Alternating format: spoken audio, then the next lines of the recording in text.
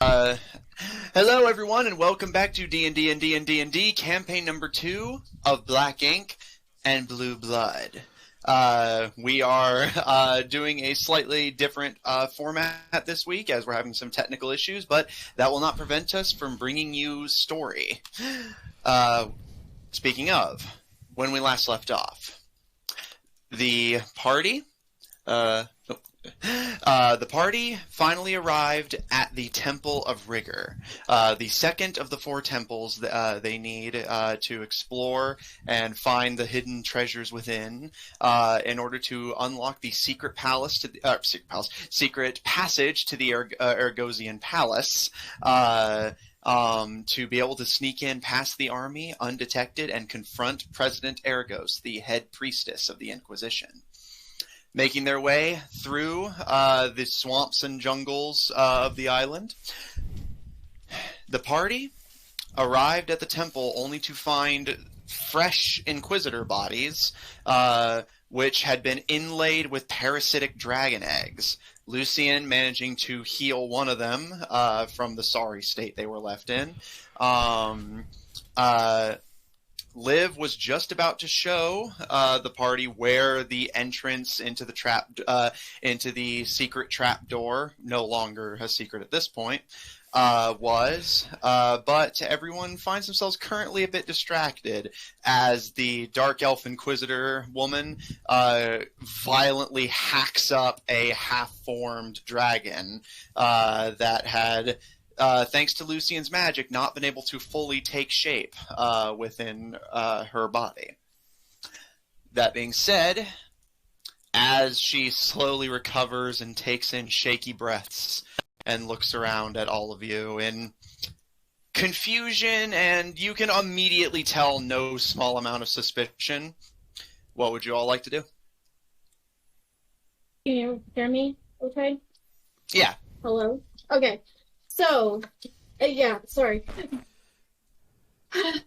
I'm excited because now my computer's back and I'm using my good microphone. So, Sweet.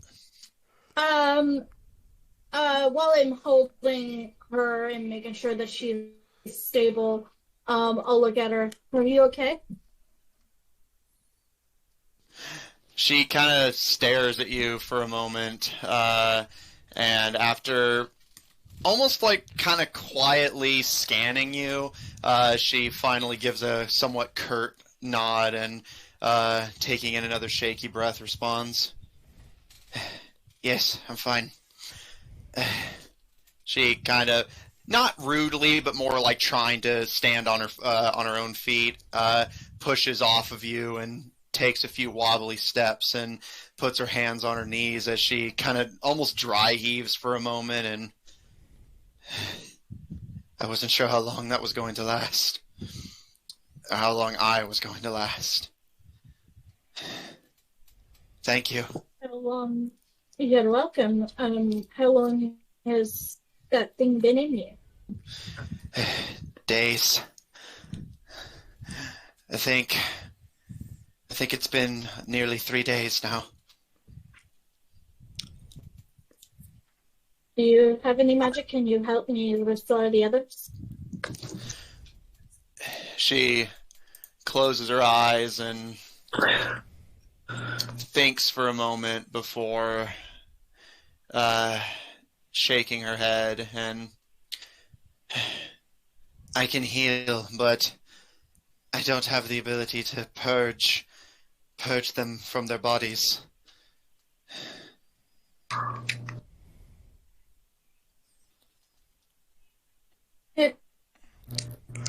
I can only do it once more today, but if you think that they could last every day, like get one person every day. Do you feel? Did you have to use 2 on her? I did. So I would have to do one person a day.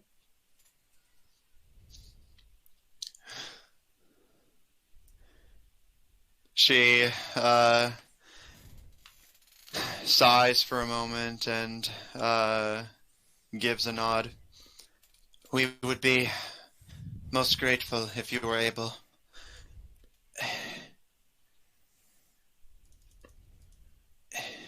Yeah. Why are you here on this heathen ground? Well, you know, we're exploring. Actually, truth be told, we are trying to go into the temple to recover something that's important. She kind of squints a bit at you, and is that so? Caleb is going to be like, Lucian kind of gives a vague shrug. Caleb? Caleb's going to be like, well, it's a good thing that we were, and it's a good thing that I thought to check. She kind of glances to you, and there's a very long pause as she kind of stares at you for a minute before giving a sigh, which to some of your ears almost sounds somewhat defeated, as she... Yes. Thank you, boy. Knowing what we know about them, that was probably very difficult. Oh, yeah. You can tell, just like... after she says it, she almost looks like she just ate a lemon.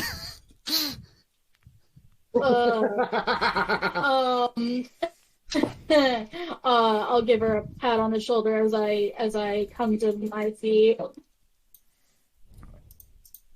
He'll get used to it. Now,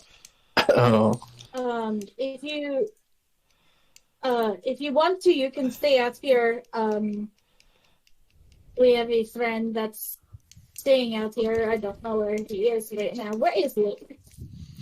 Liv is currently standing by the trapdoor, kind of arms crossed and kind of tapping his foot. Not incredibly impatiently, but more like just kind of like just waiting. Oh shit, how do I unmute the music? Do you recognize him? Yeah. If she looks at him, does she look like she recognizes? As far as you can tell, she doesn't appear to be paying him any...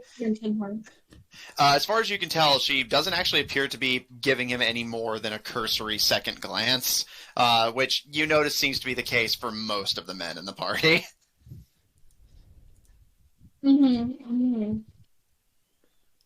Well, like I said, you're welcome to stay out here. When I come back, after I take a little bit of a nap, I will be glad to help the rest of your friends. She gives a smile and, thank you. I will wait here while you find what you're looking for. Admit, I don't know how to unmute. What is your name? And that is a good question. Go to settings. There should be like a volume meter. Unless you have it like muted, like via, like basically, unless you have like the whole site itself muted. Yeah, I got it now. Okay. And in response to you, Lucian, she gives a nod and Udai Suotai. Spell that for me. Yeah, I'll put it in my chat. The spelling I have is how it's essentially spelled in Undercommon, so I will post the essentially anglicized version of it. Okay.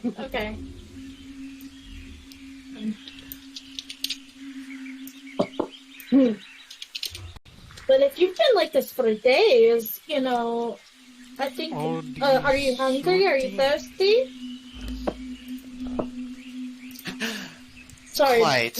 dog decided to try to bite me. Yeah. Okay, I will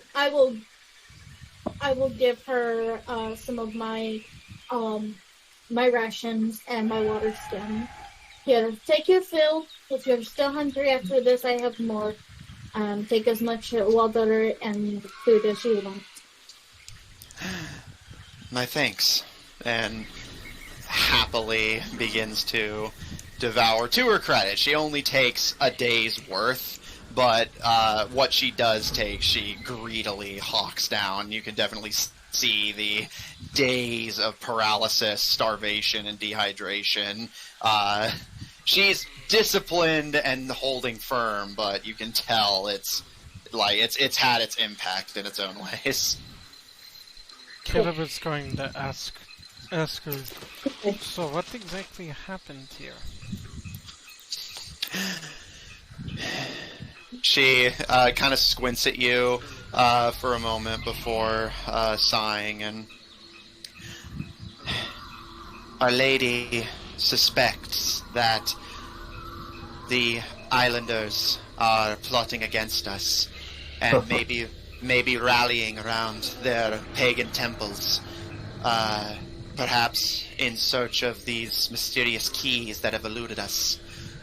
When word reached her ears of this plot, she sent inquisitors to the temples in hopes of eliminating any trace of these pagan keys and cleansing this ground in the name of Arachne. Unfortunately, when we came here, we found that the ground had already long been desecrated even further by the beasts these savages worship. Small, feathered little monsters that... And she gestures to the wound on her stomach that Lucian had healed.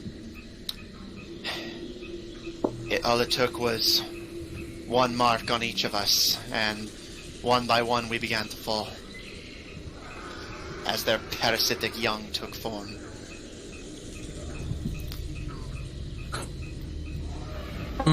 Oh, disgusting. So, Indeed. Matthew, What's up? do they wear armor at all? Yes, all of them are wearing that same emerald green chitinous insect-like armor that you've seen Argosian troops wear. So were Theirs their is a little stomachs were their stomachs unarmored?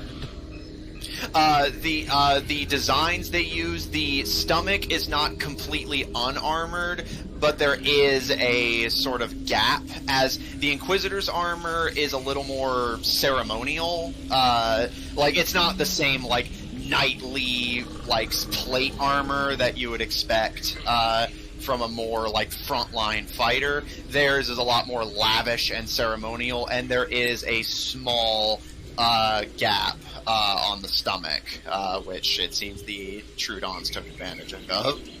Caleb is gonna be like, maybe you should borrow the other armor your people have, the one that doesn't have an exposed part. We wear this armor in honor of Arachne, in resemblance of her own garments. It would be disrespectful to disregard them out of concern for our own safety. That's understandable, and I respect that. Is there another way that you can respect Arachne and still be safe? Caleb is also going to add, well, I guess you have to leave the opportunity to become a martyr, right? She, to her credit, actually smiles a bit at that and gives a nod. Indeed, if we wanted to respect Our Lady Goddess, and keep ourselves safe, then we would not have joined the Inquisition in the first place. All of the women here, and she gestures to her comrades, knew what they were signing up for, cleansing barbarians and their savage gods and monsters. Fun. Necessary. Didn't you hear about the key down south at the other temple? You mean the one in the restraint? Yeah. Yeah, I did hear about that one. They kind of like loosened their, lips a little bit for us and kind of like told us about the one in the restraint over there by the, where was it? The Jade Valley. Sorry, Jade Valley. So she'll kind of like, yeah, it was over there by the Jade Valley, wasn't it? Have you heard about that? Indeed. Another Inquisition force was sent to investigate that pagan temple. I don't think they made it. And how would you know? We passed by on the way there, but we passed by it. We didn't, who wants to go on that temple? But it didn't look like anybody was there. Lucian, make me a deception check. When we... Okay. Would she have advantage since I'm helping her with this? Are you? I feel like you're making it work. Yeah, I'm gonna call this one a flat roll. Yeah, Lucian. Okay. Oh. 30-20. I need your dice. Because I swear. Well, you know where to get some. I'm not joking. She gives a nod after a moment of consideration, and of course, we all know the dangers of these heathen lands. I can only hope that my sisters in battle made it safely. We could all hope that better where like the Death Dozen dragons that we heard about. Those guys are really scary, and there's like a big monster thing. That's all we know. Like we've kind of like passed by these creatures, and like they are really dangerous. So like we don't like to like get involved,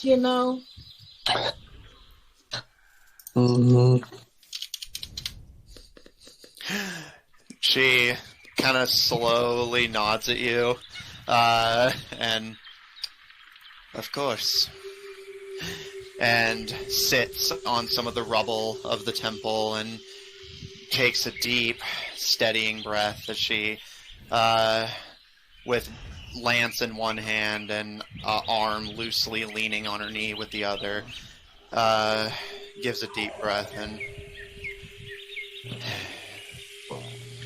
I will regain my strength and stretch my aching limbs. In the meantime, perhaps you can succeed where my sisters have failed and solve this pagan puzzle in the depths of the lake. Why? Let's. Beg your pardon? I asked why. I agree. Why?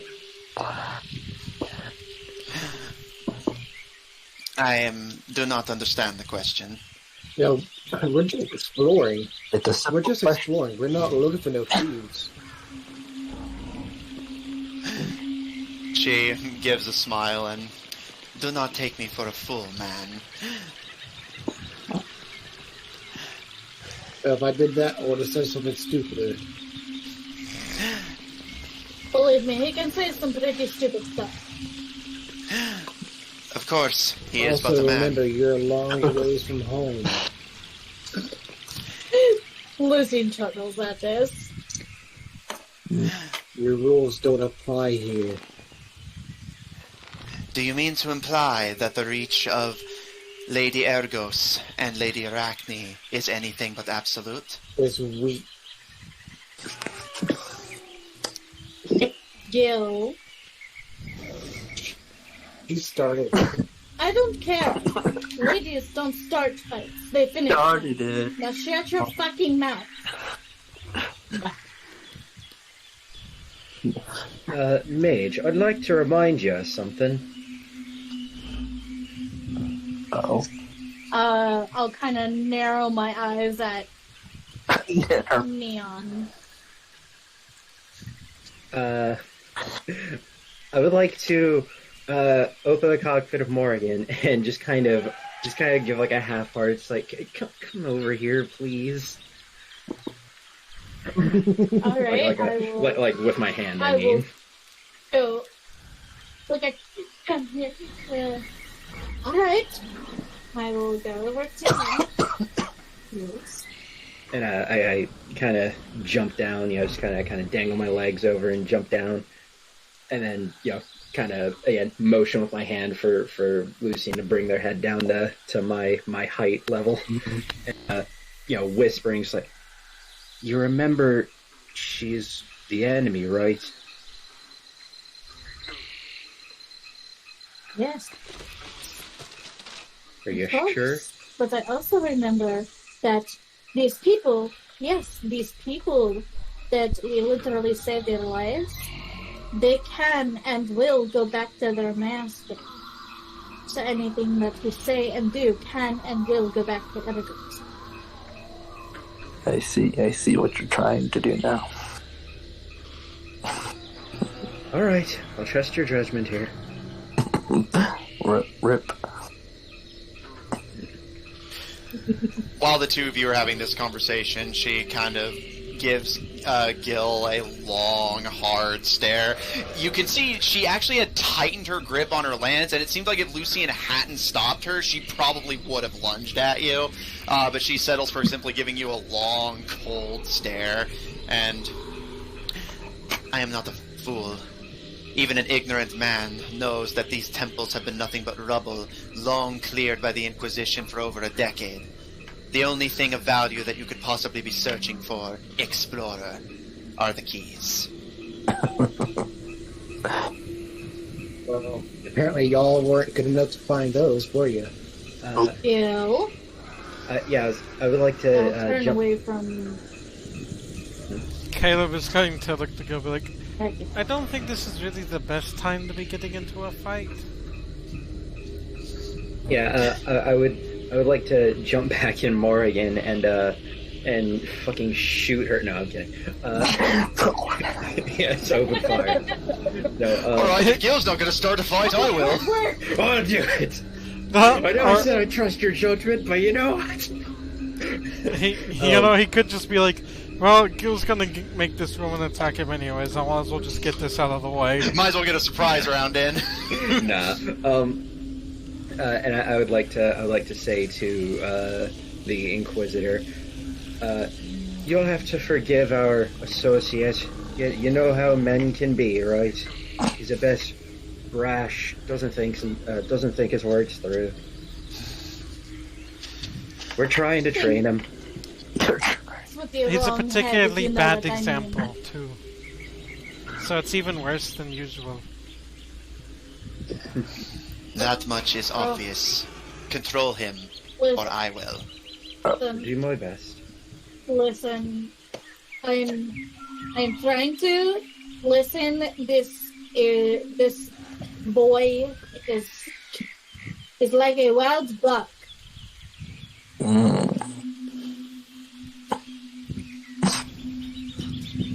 Give me a few minutes alone with him and I can more than fix that.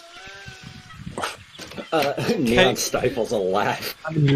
Caleb, Listen also kind of stifles a laugh.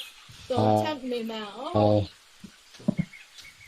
Caleb is also going to add, and plus we're not exactly dark elves, so, things are sometimes a little bit different.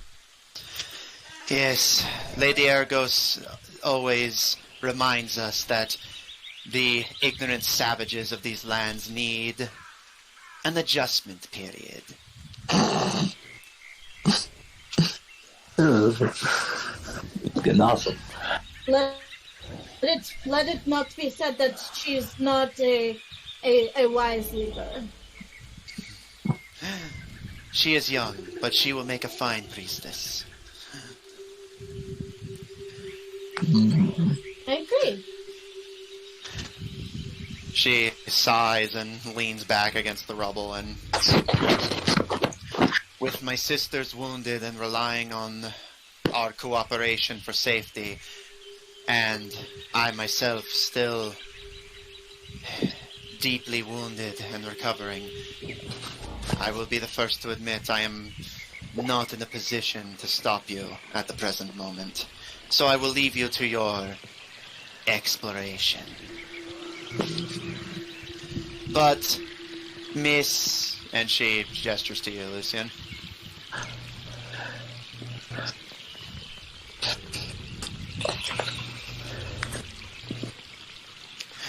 She kind of curls her fingers in at the lack of a response, and the next time you want to try and lie to the chosen seekers of Ergos, I would suggest you do not lie to me when the evidence speaking against you is right before my eyes. And she gestures to the nearby Death Dozen Dragon pack that's watching calmly.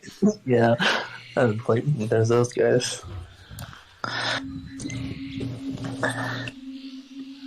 Is she I guess I have Yes, some- to your text question. into us? That's not what you're saying, Gil. Is she paying attention Yes, she hasn't taken to her all eyes. of us? Yeah, she hasn't taken her Or eyes just off of you. dragons? Yeah, she hasn't taken her eyes off of you. She just gestured to the dragons to emphasize her point. I have a question. So, So oh, sorry, go. I'll let you ask your question before I do something. So Matthew, What's up? so I'm a little fuzzy in the head, real quick. But how? So I kind of like missed it a bit. But what is like? So how is the Death Dozen Dragons being with us evidence? Is it like Because Lucian claimed that, we ran into the other Inquisitors on the way here while exploring, quote-unquote, and those awful Death Dozen Dragons probably killed them, said while a pack of them clearly peaceful and friendly were following you. Okay, yeah, that makes a bit more sense.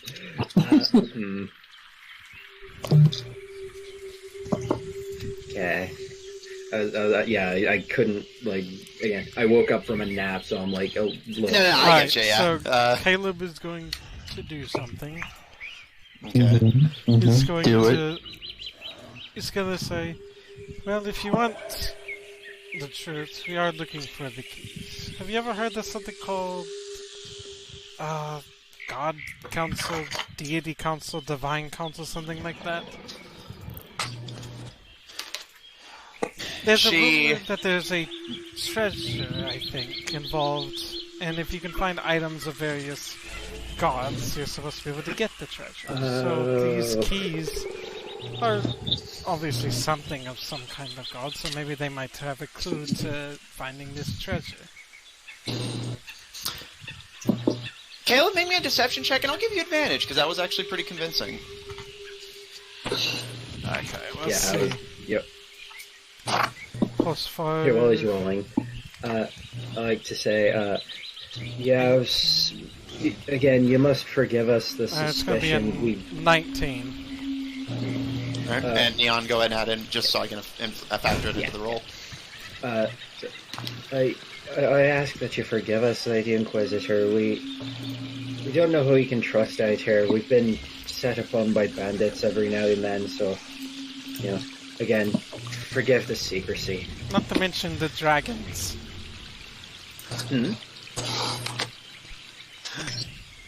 She tilts her head a bit and considers before giving a sigh, and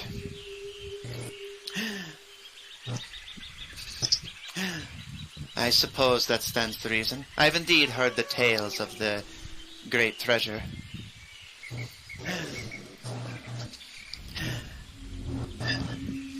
That being the case, I wish you luck in your quest, and in your personal journey to become better liars.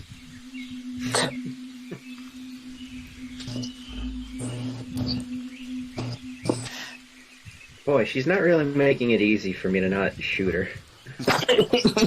I'm Gil has restrained himself.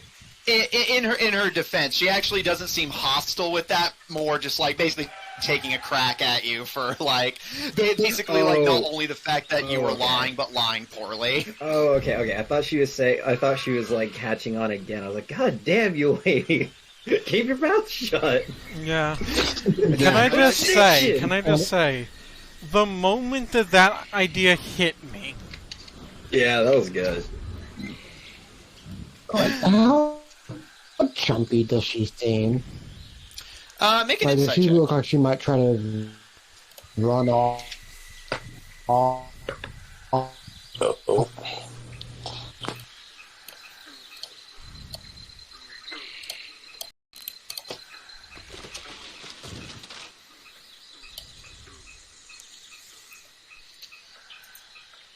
Why does the alert for our stream starting I take like 15 use my minutes?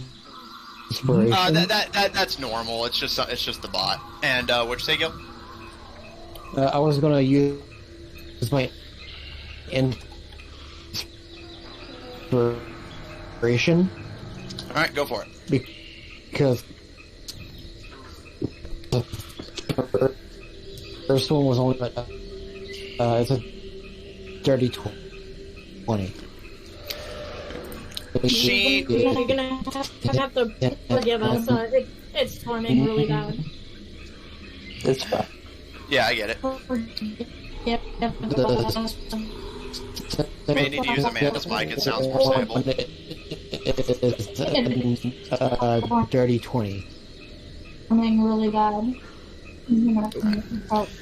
And with a dirty 20, Okay. she still doesn't seem like she trusts all of you, and you get the impression she's not exactly convinced by Caleb and Neon's story. She doesn't necessarily seem like she concretely disbelieves it, and more like, basically it's one of those things where if you lie twice and then tell the truth the third time, they're still not inclined to believe you. But she does seem like she's being honest when she says that she's not really in a position to stop you, even if you are lying. So she doesn't trust you, and she doesn't seem to believe you, but she also does seem forthright that she has no intention of actively hindering you. Although whether she intends to, like, outright bolt at some point or not, you're not certain. Although you estimate she's not exactly in a physical condition to be sprinting by herself through a dinosaur-infested jungle.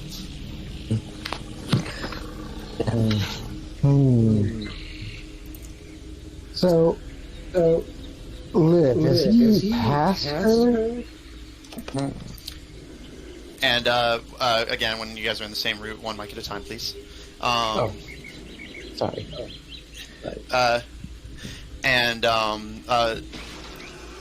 What was the question again? Liv, is he past her? Yeah, you're all basically in the rubble of the temple, which is about the same overall size as the Temple of Restraint was. Back on. It's getting so hot in this room. Yeah, I've been there. But the problem is that it makes background noise on the stream. Oh, I guess could you mute yourself whenever you're not actively talking? Yeah, I guess I could do that. That's what I usually do. Yeah. But yeah, and so yeah, you're all basically in the same like open space, basically. Okay, so I'm gonna head over towards Liv, and then as I pass her, I'm going to smack her with the head.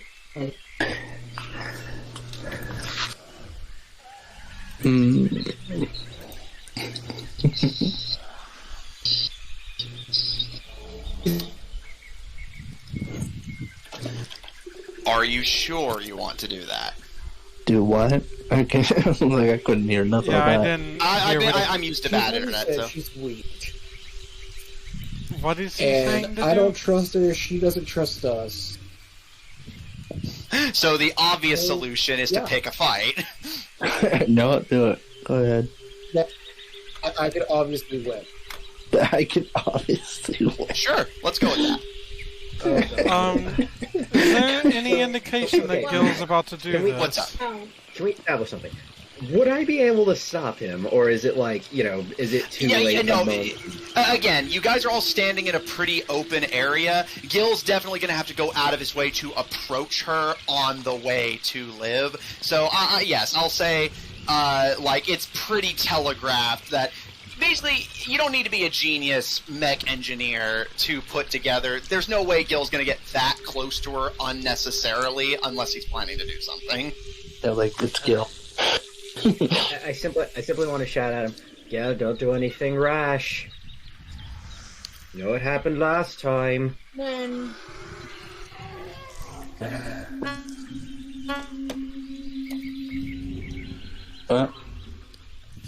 Sounds like a fight. I didn't hear what they were trying to say.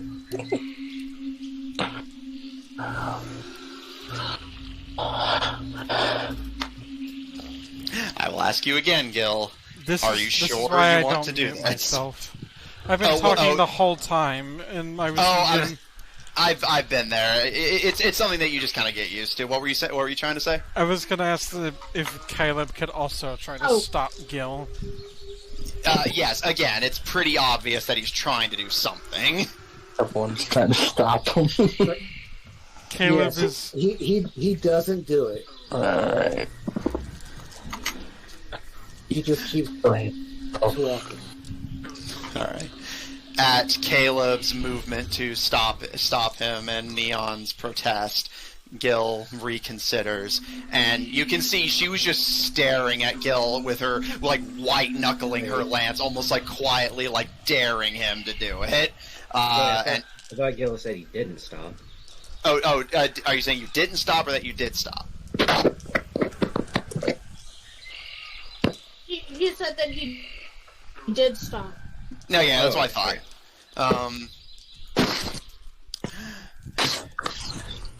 Let's see what I can do here. She kind of rolls her eyes after a moment and glances to you, Lucian, and as I said, control the man. It's the man. You can probably figure that. Did you all understand any of that? No. Nope. You can't control me. I heard something But they are can't. you listening?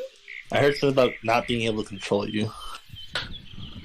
I honestly can't. Yeah. I mean, I can control you. Do you want me to control you? I can't understand But I him half will. the time he speaks. Yeah, it's better than it, but I got that. I'm gonna cast. Oh my god. I'm gonna cast hold person on Gil. Oh. Gil, I need you to make me a. Hang on. Yeah, make a save now. Wisdom save throw, please. How the hell is that wisdom? With their dice, he's probably gonna ace it. While I'm watching him. I'm watching him. Sounds like a no. How the hell is that wisdom there? Because it's magic. You can't Yeah, move. most spells are wisdom. Mhm. That's why wisdom's a dangerous dump stat, because you're vulnerable You're to... paralyzed.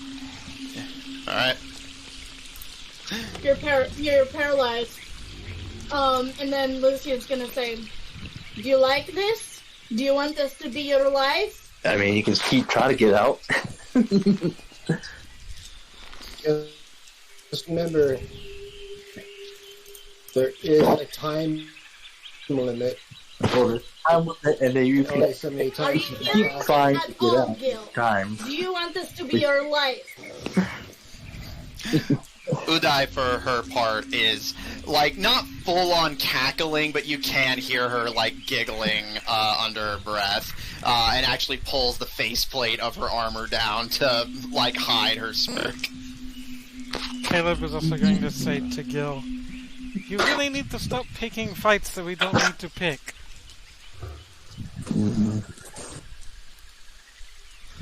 See, I really think that he's just going to just let us walk out of here. I think that she is going to sit here and rest because she is a smart elf. So yes, I do think that she's going to sit here. As I said, I'm not in a position to stop you. And The funny part is, I think if you're paralyzed, you can't even speak, so... technically, but I'll allow it. But we've already committed to it, so... Yeah, I'll let it slide. Yeah. Now, do you want this to be your life glad?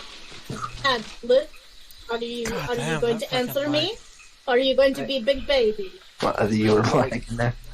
I would like to, again, get out of Morrigan, and I would like to kind of intervene here. Alright, by all means. I would like to walk up to Lucy and Oi, could you let me talk to him? I have a different approach. One that might work. I guess I can only help him here for a few more seconds. But I Alright, can guess okay. he'll win if he decides to walk away. I would like to, turn to Gil and say, can you, like, obviously, like, you know, stage whisper. Yeah, stage whisper. I'm gonna assume stage whisper. Yeah. Can you tell me why you feel so strongly about this? I know she wasn't exactly kind to you, but we can't be picking fights unnecessarily like this, even though we would surely win, I understand, but why bother taking the damage? It is necessary.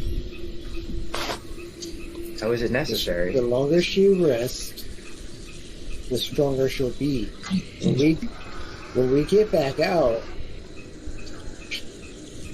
she might be too strong. By herself. She's alone. I know their strength.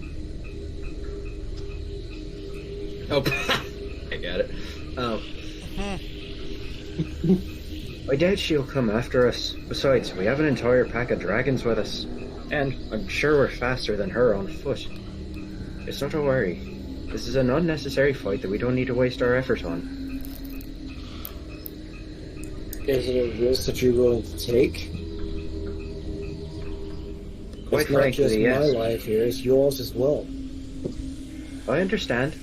You have the best If she intentions gets here. reinforcements, Assuming they'll be able to they find know where us. we're going. You make a good point, actually. What did he say? Basically, like, if she survives and squeals on that she saw you and what you're doing, that means all of Argos now knows that you're here and where you're going. And Caleb's whole story isn't exactly going to fly with somebody who's in the Scar Concord and knows who we actually are. Then again, he Exactly. does bring up a good point, so... Alright, we don't have to kill her.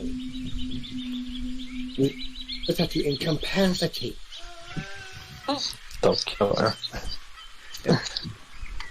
Well, let's not kid ourselves here.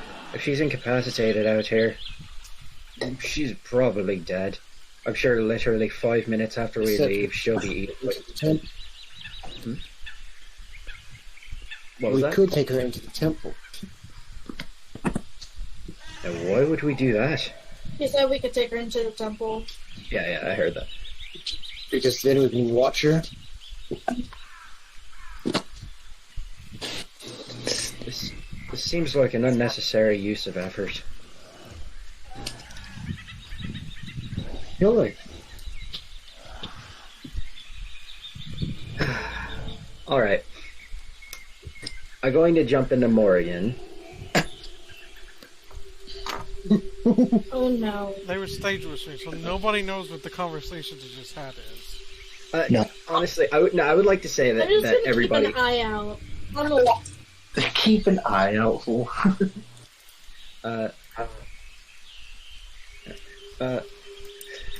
Everyone get back in the cart. We're moving on.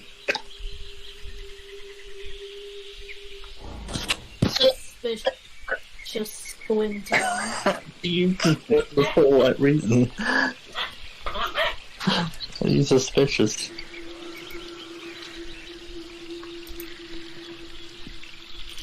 By now, Gil, Lucian's magic has worn off and you can move again. We'll get in the cart. Okay. Alright. Well, took long enough. Let's go. 1 moment. Just one problem. Didn't Lucian promise to help the other Inquisitors?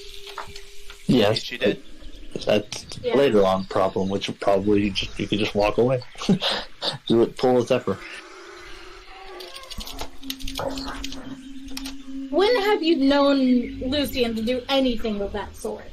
Oh yeah, I mean it's the whole reason we're in this situation. It's because you don't walk away.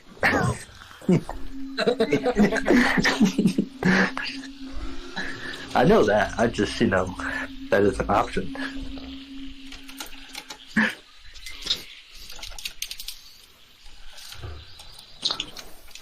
Well, you see, to Zephyr, that is usually the only option he thinks of. I've got a few. Like I had a few ideas with the cancer, with my little endless water. A couple of times Zephyr there. really likes that decanter. Well, it's the only item I really have to just be used, just in, that could be used otherwise. Like most of my stuff is just I can walk on walls, which is obviously still cool, but I just it's not a whole lot. Why did he have to climb the tree? Couldn't he have just walked up the tree earlier whenever he was trying to run from the little dragons? Well, I mean, I was going. I'm assuming there was a whole thing for it, but it wasn't too much for him. You got nipped in the tail. Yeah. I mean, if I'm walking up the tree, my tail will be hanging down.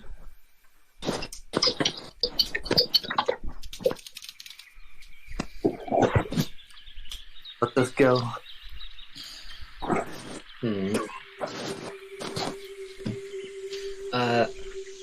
I would like to the side of Morrigan that's facing away from, or the half of Morrigan that's away from the that's on the other side or facing away from the Inquisitor. I would like to stick my hand out the window and just kind of wave, get the party's attention.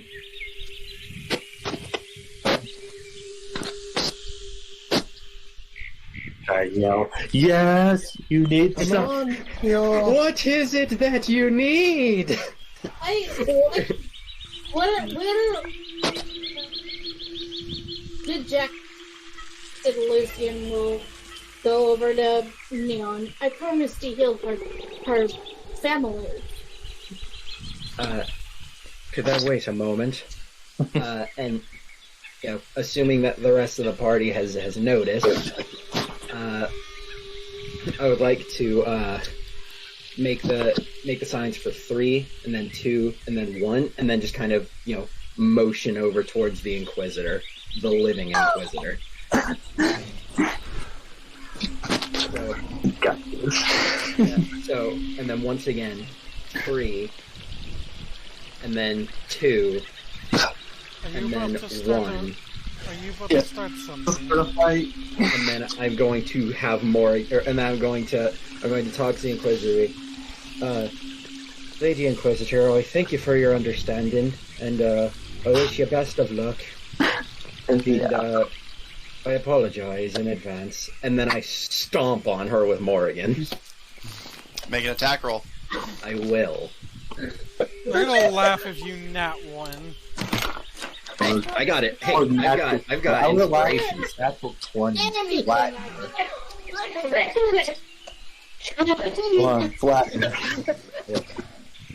So 13. I can't remember if I get any pluses tonight. Actually, no, I think I do. Let me double check. Yes, I do. I get a +4. So that's 17. But I want to try and use my inspiration to see if I can get a 20. If I can get a 20, that'd be dope. But Go for it. Yes! Sorry. I'm sorry, that was long. That reaction was amazing. No, it's awesome. Alright, yeah, roll damage. He's just like, I'm gonna use my inspiration, see if I roll 20. Rolling to him? Yes! Oh god. So, real talk, I want to use my melee weapons damage, like the battle axe, but just flavor it. Yeah, for flavor it's stomping. That's totally fine. Okay, cool. I assume, Okay. So is he going for lethal, or? Yes. So that's 14 plus... What do I plus? I think plus 1? No, it's just 14. So 28. All right. One thought to kill, and he's like, alright, let's kill.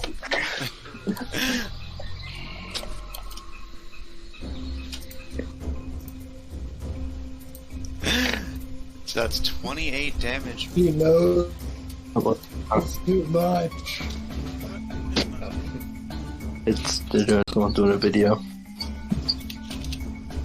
Shoot a P. Baby Bowie. Alright, 28 damage right off the bat. Right off the bat. I don't like that the music changed. It implies that 28 damage wasn't enough. Well, yeah, he did also say right off the bat. And he's still kicking. I would like to mention that the most damage I could have done with that was 28, I believe. Or no. Fuck, what did I just get? You rolled 28 damage. 28. Okay. 28. No, 32. 32 would be the max that I could have done.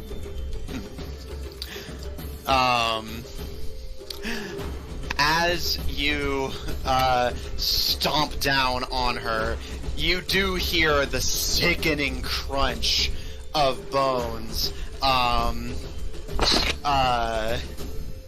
But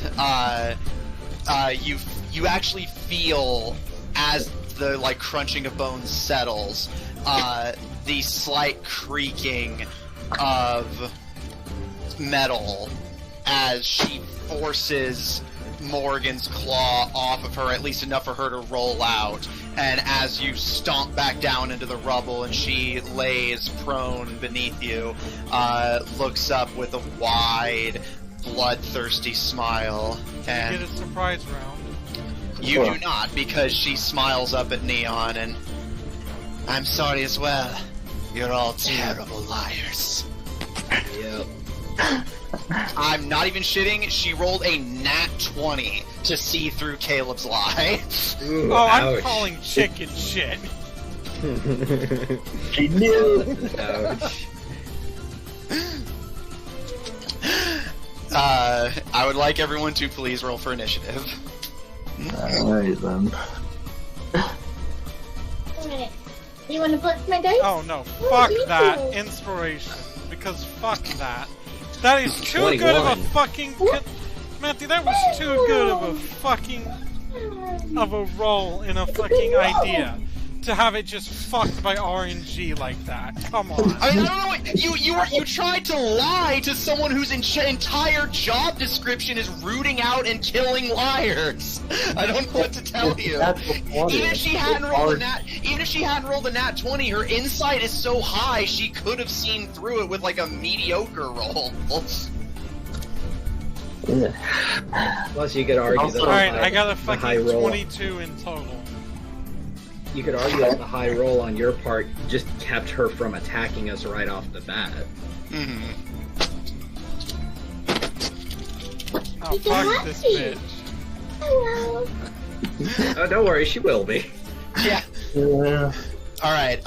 Initiative. Initiative. 25 to 20. 22. 21. I got 22. Holy shit! All right. 24. Jesus Christ! Are we even gonna let her attack? Yeah, the surprise me. round may not have mattered. Jesus criminy! All right. What did Zephyr and Caro get? Yeah, Zephyr and Kara, what are your initiatives since we've gotten most of the party covered? 18. Okay. And Keto? I swear to God, Matthew, if you come back and say she rolls a 25 on initiative. I mean, the Trood have to have a max deck to do that, or... And 14, you said, Keto? Yeah. Alright. Gil, you're up. Caleb and Lucian on deck. You're good. Okay, so since she's prone, that would give me advantage on all attacks. Melee. Indeed. So I'm going to jump out of the cart, go over and stand over her, and use my plasma gauntlets and just rip her to shreds. Alright, roll for it. Like 3 attacks against her. I'm not even going to bother raging.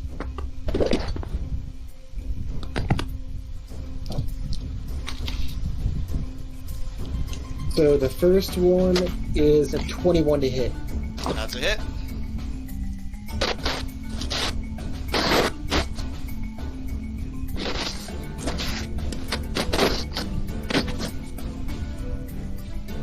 $16 lightning damage on the first one. Okay. Second attack.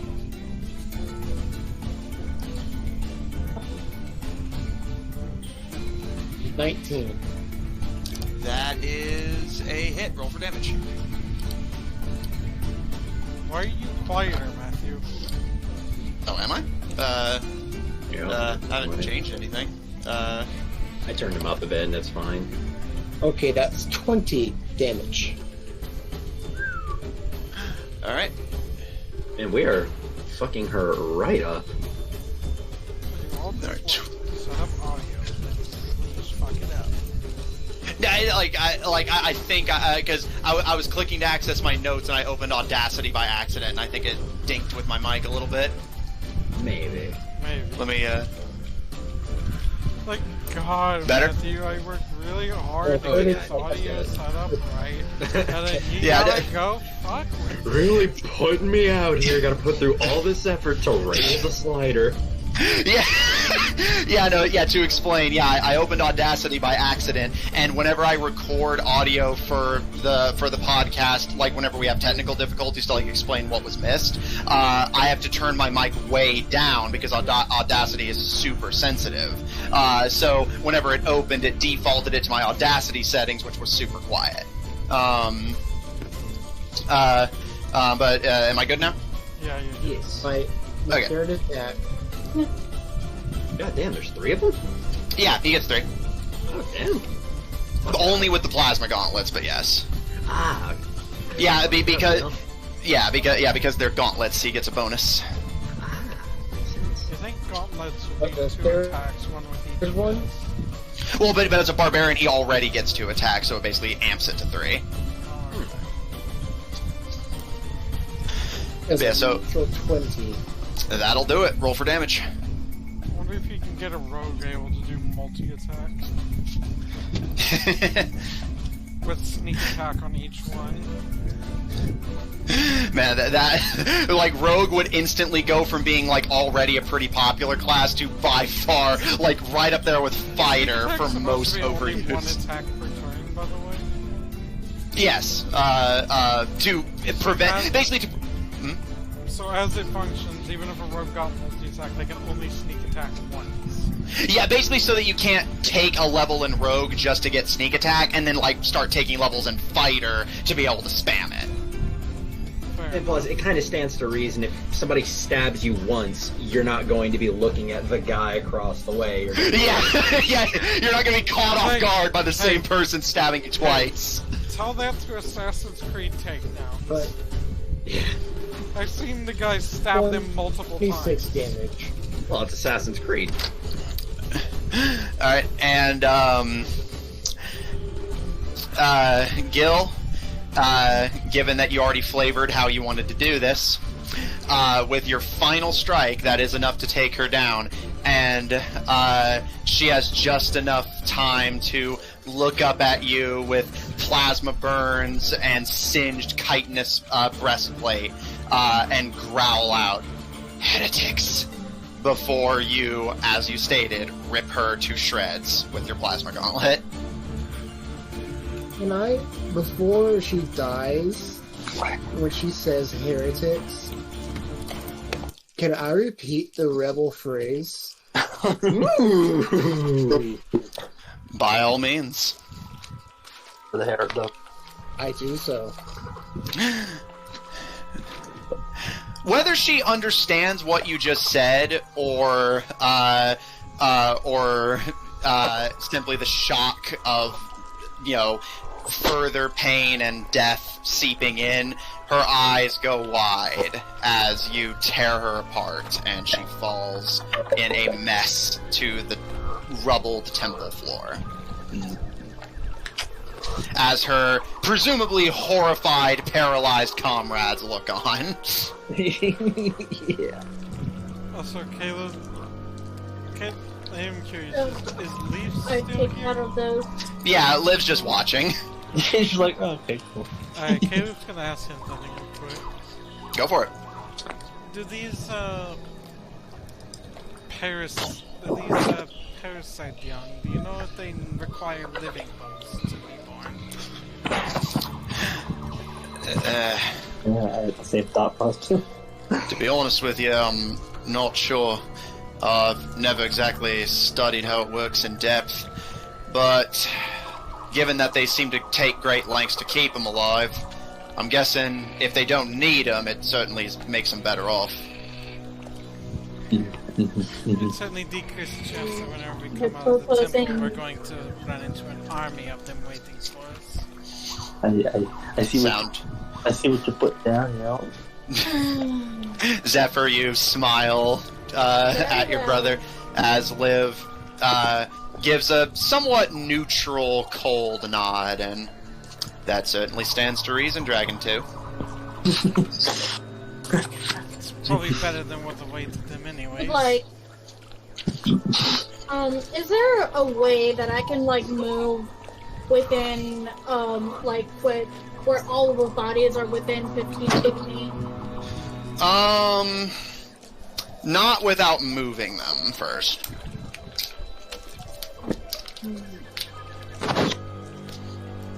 I guess I'm gonna bring up your parasol. Alright, I'll do the majority of them then. And Gil will help. Wait, does the laser rifle I'll use do, ammo? Yes. Okay, so I have not known that since... No, I've been keeping track of it, because Caleb wouldn't know how much ammo it had anyway, so I've been keeping track of it on my end. Oh, okay. Same with Gil's plasma gauntlets. Anything that has ammo, I generally keep track of it, with the exception of things like Kero's crossbow, since they're usually keeping track of that themselves. Keep track of mine. Yeah, same with Zephyr's crossbow. Alright, Zephyr, Caleb, and Gil. If there's no objections from the rest of the party, you three can... Gonna help as well. What's Lucian doing? Oh, Lucian's gonna help! Oh. Alright, Neon, Kero, and Caleb, what are the three of you doing? The rest of the party seems intent on taking down the paralyzed Inquisitors to... Caleb was gonna do that, too. Alright, Caleb joins in, Kero and Neon? Neon's going to stay in Morrigan and basically just huddle up to themselves and just kind of hyperventilate. Go looks on with indifference. This is the party I picked. I mean, she's just kind of used to it. Oh, that's upsetting. Yeah, this is like, Well, remember what happened to Lucian whenever she touched her too many times? True. Alright. Lucian is gonna stand kind of in the middle of everything, try to get as many people as she can. She's gonna grab her holy symbol and she's gonna cast Spirit Guardians. Zephyr's gonna give her a look and ask why.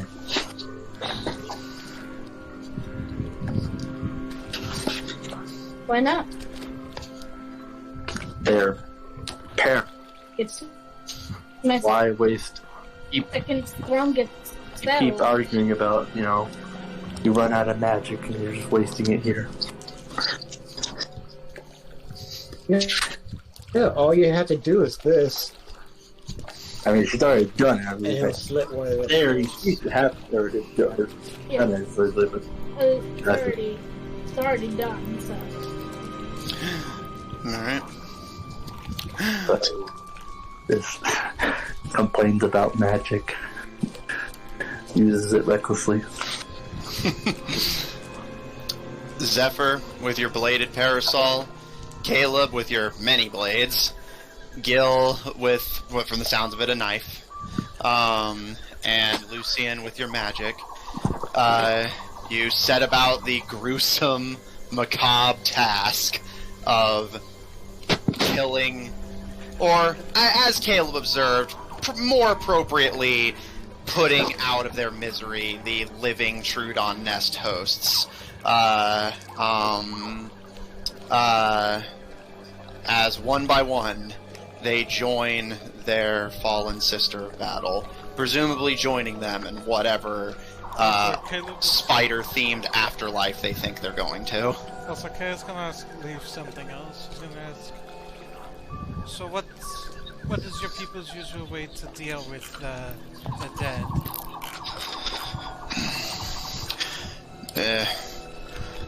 Normally, it varies a bit based on where we are, but the most respectful thing we normally do is feed them to the spiders of the Underdark.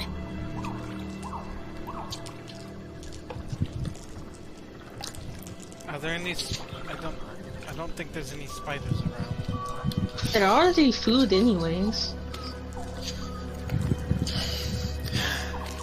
It's not gonna affect where they're going. It's just more of a matter of respect and pragmaticism. And he kind of glances to you, Caro, and... I could go with...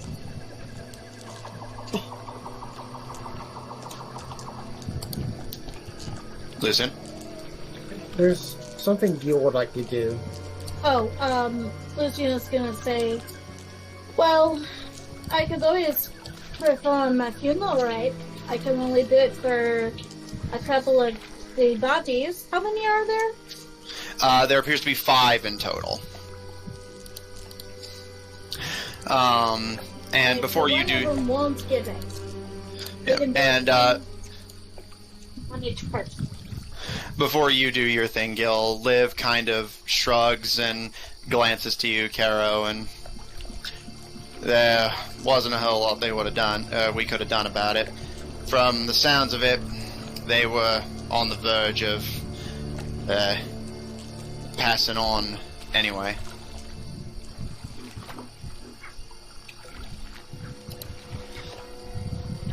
Three days without movement, food, or water. It was only a matter of time. We just made it quick. That's all you can hope for, I guess. And then they wouldn't have been food for spiders, they would have been food for these weird dragon things. And speaking of Caro and Caleb, you can both see the death dozens kind of licking their chops as the smell of fresh meat begins to hit them. Be careful, they have parasites. You can see Soren kind of in a surprisingly able to seems to be able to understand you despite you not having your spell active. He kind of nods to you and barks at the others to basically stay put and sit still. But he does cautiously begin to approach what's left of the Inquisitor you all had killed, since she had been purged of the parasites before her death, and kind of curiously sniffs at it before looking to you, Kara, almost gauging whether it's acceptable for him to drag it to the pack for consumption. Well, they get eaten by spiders anyways. I think it's only right that they get eaten by what they're trying to destroy. Man, fucking sinister moments from the whole party. We've got Neon willingly going for murder. Everyone's slitting the throats of Inquisitors while they can't defend themselves, and Caro ensuring that their deaths are as disrespectful as possible. Yeah, well, fuck them. That's probably what Jill was wanting to do, though. I mean, it's like Caleb was at least trying to be like, you know, what's the proper way to deal with them? I mean, Caro does make a funeral, right? I mean, Caro does make a decent enough point, to be fair. These people have spent over a decade oppressing and making every attempt to quash this religion, so there is some degree of tasteful irony to it. Soren, for his part, gives a snarling smile and promptly begins dragging Udai's body towards the pack. Like, are we just going to make Liv turn on this? Because he's going to start thinking he doesn't want to work with us. Well, he's already been kicked out. Yeah, but that doesn't necessarily mean he rejects their religion and stuff.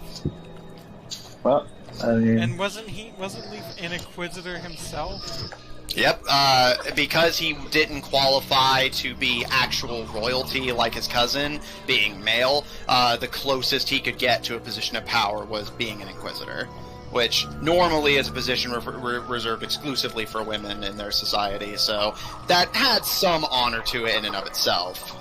But in fairness, although granted you do not know what Liv is thinking right now, you would recall that the reason he had gotten kicked out is because he actually didn't approve of their treatment of the dragons and the Saurians in general, which was why he turned on them and got kicked out in the first place.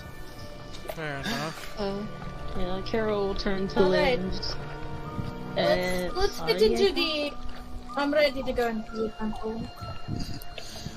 And don't worry, Gil, we'll get to your thing before we continue, but, and to you, Caro, Liv kinda, gives a bit of a shrug, and they chose what was gonna happen to him. You can't lie to an Egosian Inquisitor. Literally, it's impossible. As long as they can understand what you're saying, they'll always see through it. It's part of the blessings that we get from... And he kind of waves his sword vaguely in the air towards the sky. I can do it too, actually.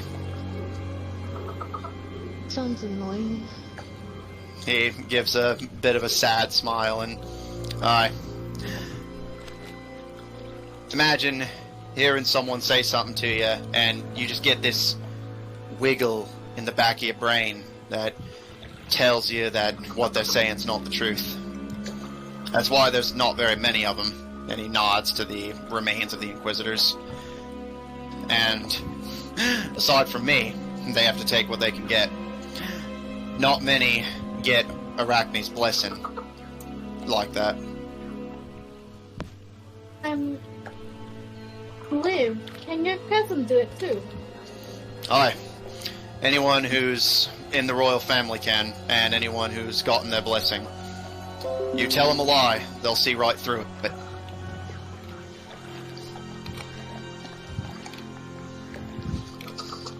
Does this isn't like they mental map. They only detect if you don't believe yourself, right?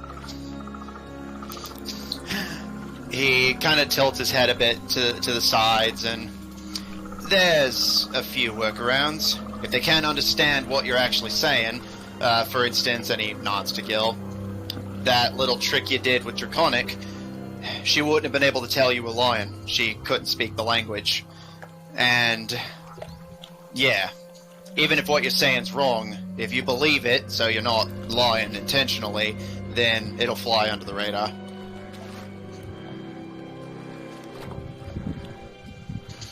Hmm.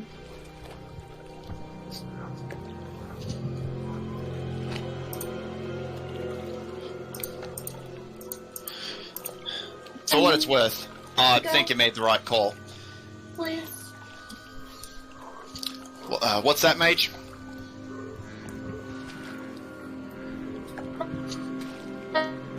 I could go. And, hurry along. I've got places to be. Right. Okay. Where my menace? And he Caleb's also smiles. going to add, I think for good, if you don't have any objections, I think for good measure it'd probably be good to. Well, I'm sure you know how cities would deal with an outbreak of some kind, burn the bodies. Aye. If you don't mind, I think I'll take care of that. And he gestures to the trapdoor. There's the door. It's not difficult to find your way. That's why I was offering to do the ceremony. Is if I do a ceremony for these people who have fallen, they can't become undead. Well, it's not. Yeah, it's not that they become undead, love. It's that they. You saw what she did after you purged it out of a system. The babies just kind of grow in there. And eventually they eat their way out. Dragon 2's right.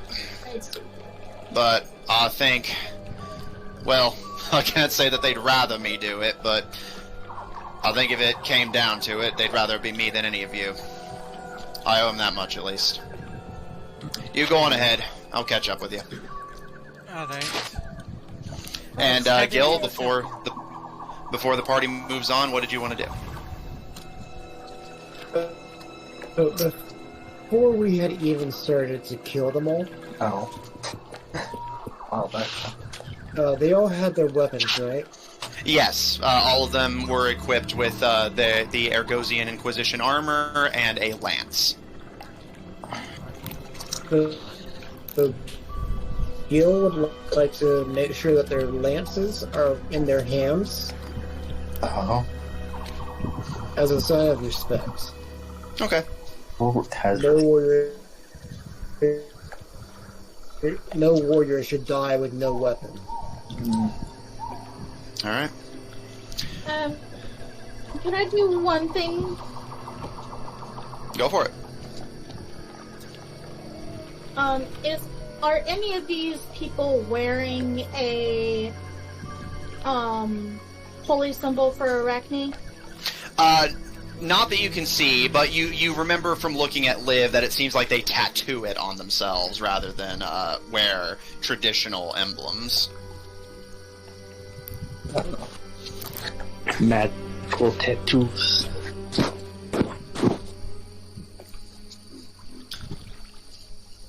Let's take a page out of the book. You can't take off a tattoo. Well, I mean, I guess you could. Yeah, I mean, more than one way to skin an elf. I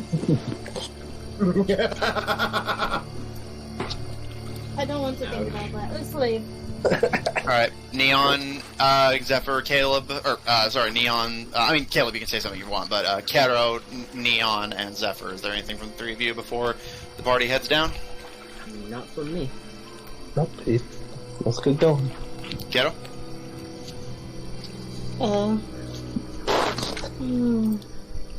Carol will kind of pet the head of her pets and just kind of look upon the dead body and just, How are you doing, little girl? Garo kind of nestles into your side, not seeming totally uncomfortable, but acknowledging your feelings and trying to give what comfort they can. And with that,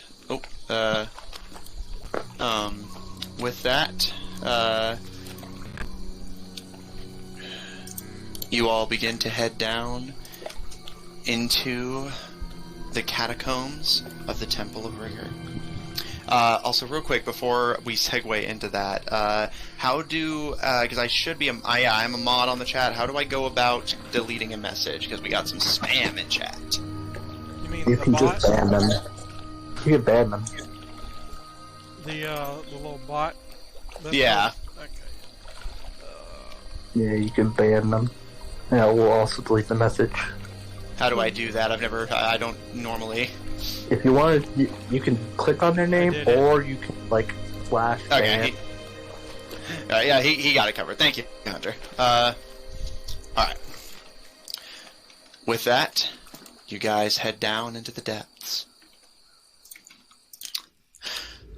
As the last of you funnel in, I will say, Neon, the trapdoor does not appear big enough for you to bring Morgan with you, unfortunately. Then in that case, I can within the limits, within the city limits of Edict, but since we're so far away, I can no longer. Okay. It is okay then. So then in that case, I will hop out of Morrigan and just kind of have her lower her head. All right, you be good while I'm gone. Morgan kind of wiggles in place. No killing people. That's my job. And Neon, as you funnel in last, on foot, and kind of discomforted as you're now, for pretty much the first time, directly looking at the Death Dozens, who, more curiously than anything, kind of eye you as you close the trapdoor over your head, as Liv begins to respectfully gather and prepare to burn the bodies of his former comrades. All of you are immediately plunged into darkness, although it thankfully smells a lot more pleasant, as you are no longer in the stagnant, swamp water littered marshlands and temple grounds. And down a relatively simple set of stairs, still having that ornate stone craft of respectful religious carvers, it leads into a long, straightforward tunnel, and you all begin to walk. This darkness doesn't have the unnatural feel of the one in Restraint, but given the passing comments you've heard about the actual place you're going being nestled in the lake somewhere, you all kind of take a moment to consider, especially as the temperature around you rapidly begins to cool. Not quite getting freezing, but, definitely getting a noticeable, dense chill in the air as you begin traveling under Scalder's Lake. Traveling under the deep depths of the lake where mysterious aquatic dragons are said to lie, swimming and waiting for unfortunate prey that strays too close to the shore. There's no torchlight, no light magical or otherwise, just the cold air and the darkness as you all walk. And walk. Matthew, And walk. What's up? How to phrase this? So those was dark vision can see. Yes, you just can't see color. Yeah. Well, who doesn't have dark vision? Caleb, Neon. And I think Caro. I think Neon might have it, yeah. Yeah, so Caleb and Caro cannot Dogs see. can't see in the dark. No? So Gil will light a torch. So we have a That's what to do yeah, that. we have I can cast. so we also have a magic lantern. Yeah, we have the magical Yeah, lantern. I Caleb can and cast Caleb light has on the- somebody's, Yeah, the jack-o'-lantern. It's okay. I don't mind. Caleb I don't mind. will grab no that use then. in, wasting it. I can cast light, waste more magic. Well, To be fair, light's a cantrip. It's a Oh, I cantrip. know. all of us use our various light sources. It's like fucking scene. Even if we don't need. Alright, Caleb, so you're going to use the jack-o'-lantern? And as we continue to Alright. sorry. Go on. Didn't the little robot also produce a little bit of light? Let me actually double check if he does. Yeah, Chime. What about Chime? Also, did Chime doesn't, but did Lucian refill their water skins recently? I believe so, yes. Can. Okay. She has the spell up. She can if you need it. Cue Zephyr talking about wasting magic. I mean, that's all she complains about it, and she does it herself. You know? No, Doing any magic? the little robot does not. It can essentially do like lasers, but like basically unless you plan to have it just keep shooting over and over, it can't actually produce light by itself. With a laser? 1d4. Oh, I thought you were actually going to say 1. I mean, it's better than nothing. Yeah, I mean, yeah, it's a tiny laser, so. Caleb's gonna pull that little robot out again because he keeps forgetting about him. The robot uncurls in your palm and promptly begins to take flight and hover alongside you. And as you light the jack-o'-lantern, Gil, you can put your torch away if you wish. Can you, like, put a torch out Yeah. and ignite it again later? Yeah, as long as you do it, like, relatively quickly. Yeah, so I'll do that. Okay. Kato and Caleb... As we're walking, Gil wants to keep an eye on the others, especially those with short legs, to make sure they don't get too tired. And if they do start to, he'll offer to carry those that need it. Okay. Alright. Carry me, Gil. I can't walk anymore. Oh, like the second long legs. Oh, the labor! You should have saved your spell earlier and not restrained me. I don't have a levitation spell, although I probably can get one later. Oh, I'm so impressed. I just need to level up! Please, DM, Need give to me level up, that's level. all I ask. God, please listen to me. Grab your more power. Please, my lord, 1 level, please, for humble little mage. Have 2 hit points, need more.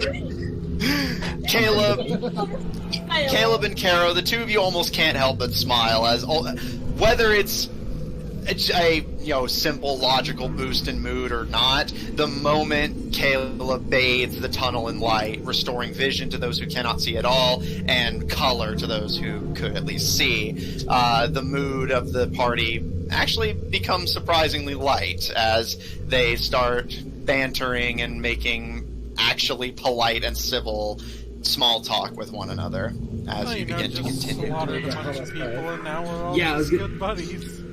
Yeah, I was gonna say that's all it takes to bring a group together is murder, murder and mercy killings. That must be why we're so friendly. We met in a fight. We're friendly. No, Yeah, I'm what the other one. Oh, Like, I'm talking I about don't. Wednesdays. Yeah, D5 campaign 1, yeah. Oh, I was about to say, like, Zephyr literally does not have a friendly cell in his body. Not wrong, but in Like, fact, to add even to the towards cheer. Caleb, it's just kind of a tolerance. I mean, he has his moments of, like, genuine concern and, like, brotherly love, just in his own Zephyr-y way. To add to the cheerful mood, as we're walking, I would like to, I kind of, speed up to match Gil's pace, and say, by the way, I'm sorry I insulted your entire sex back there. I was playing the part. You did what? Insulted his your entire sex. Oh, I had no idea. Well, then never mind. I take it all back. I just kind of elbow Trust me, Neon, there is nothing to be sorry about. Caleb is going to add. Gil is just, thick. Just has, the thick head. The thick head, thick skin. Hey, in his defense, he knew the Inquisitor was onto us. Give him some credit. Well, he more just didn't trust them to begin with, not really necessarily knowing what they were up to. That doesn't matter. He contributed just as much as anyone else. Suppose. No, you know the saying about the broken clocks. No, I don't. What is it? They're right That twice a day. That they need to be fixed. Gotta replace that loose screw in the back. Oh, if only we could. I have screws? I think that's called therapy. Wow. We can't afford that for Gil, I'm sorry. That won't help. Dad already tried. Does this college even have healthcare? Healthcare? No, they have don't medics. have healthcare. Yeah, I know, I'm one of them. That's different. You can heal wounds, but your emotional health will stay the same. Yeah, there's no spell. There's no therapy spell, unfortunately. Yeah, there's no spell of make my mind okay, please. I mean, I guess there is calm emotions, but that's the closest it gets. Yeah, I was gonna say, if you do I enough could psychic probably make damage... it worse. I can Okay, make it with that, worse. I'm sure there's spells that'll let you, just, remove memories from your head. Yeah, but... There is. Modify Maybe if- memory. Well, yeah, You're just gonna go into lobotomizing yourself territory. Yeah, it gets weird at that point. As you all continue your trek, you walk for hours, but given that you're out of the sun, out of the heat, and have, in a legitimate positive note, each other's company, the trek is actually not altogether unpleasant. And overall, things for the first few hours are relatively mundane. However, the first differences you start to notice... what's up, Zephyr? The first few hours. Zephyr, Neon by the end of this, is gonna be like, this shit takes too long. Neon and Gil towards the front, and I'm presuming Zephyr as well, you do start to notice a change. It's small, but it's there. The ground beneath your feet and the sound of your footsteps in the darkness, well, darkness quote-unquote, rather than maintaining the just dull sound of your feet and boots and various footwear, or in Zephyr's case, the total silence of your footsteps, begins to give way to a light splashing. And Neon, you kind of look down to see a very small gathering of water. Not even really a puddle, just more that kind of ambient wetness of concrete after a rain. And the air around you begins to cool even further, and you start to notice an odd odor. The smell of wet stone, which isn't an unpleasant smell, but it's stark and not a smell you're particularly used to. Especially you, Neon, where rain is not exactly something you're super familiar with. You're telling me water falls from the sky? What witchcraft? I could actually do that. Do you want me to do it? Like, I can do Thou art a vile and accursed swine who practices witchcraft and devilry. Yeah, that would be me. I'm pretty sure And- D&D is just... D&D itself is just devilry. I mean, yeah, welcome to the 90s. I think you legally have to sell your soul to the devil to play D&D, so... I've done it twice, so.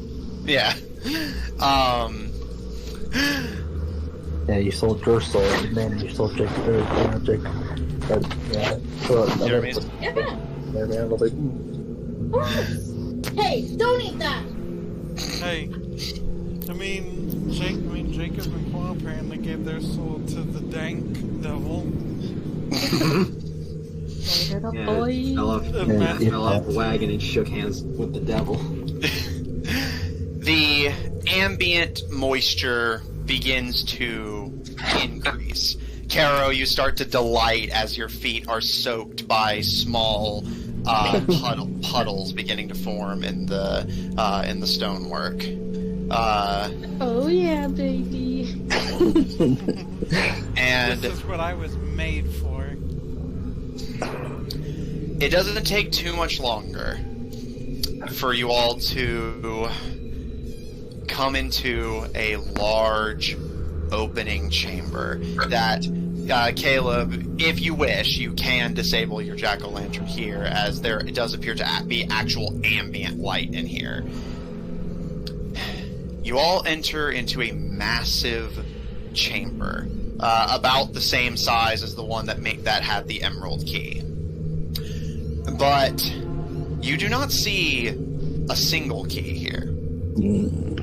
You see many. You see 7 keys, all in a line in front of you.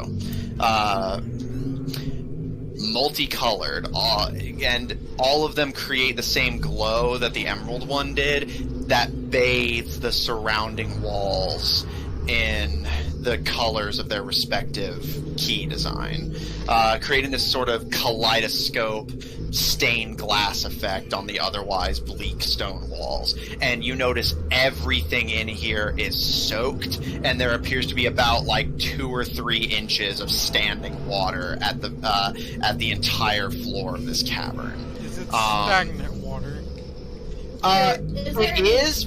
It is, but because it's completely sealed off, it doesn't have that, like, stank to it. Like, it does have a smell to it, but it doesn't appear to have the same filth because it doesn't appear exposed to anything. I will also say, worth noting, because my parties have said I should mention the ceiling when it's relevant, rather than the rounded top of the Restraint Temple Cavern, this one has a completely flat top. Almost like you're in a big box. And encircling the line of 7 keys, there are runes in what is definitely draconic. Well, Zephyr, Can you read it, Zephyr? That's Zephyr, yeah. Well, Zephyr, you read the entire dictionary in draconic, so...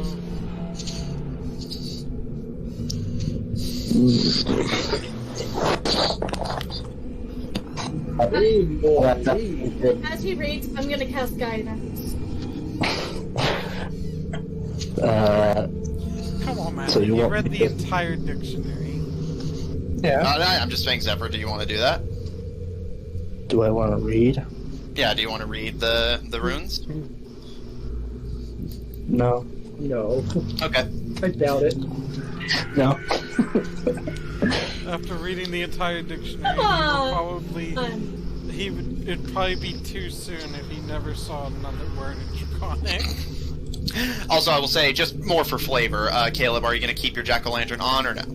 Nah, he'll turn it off now that there's light. Alright. So all of you are bathed in this stained glass kaleidoscope of colors from the 7 various keys.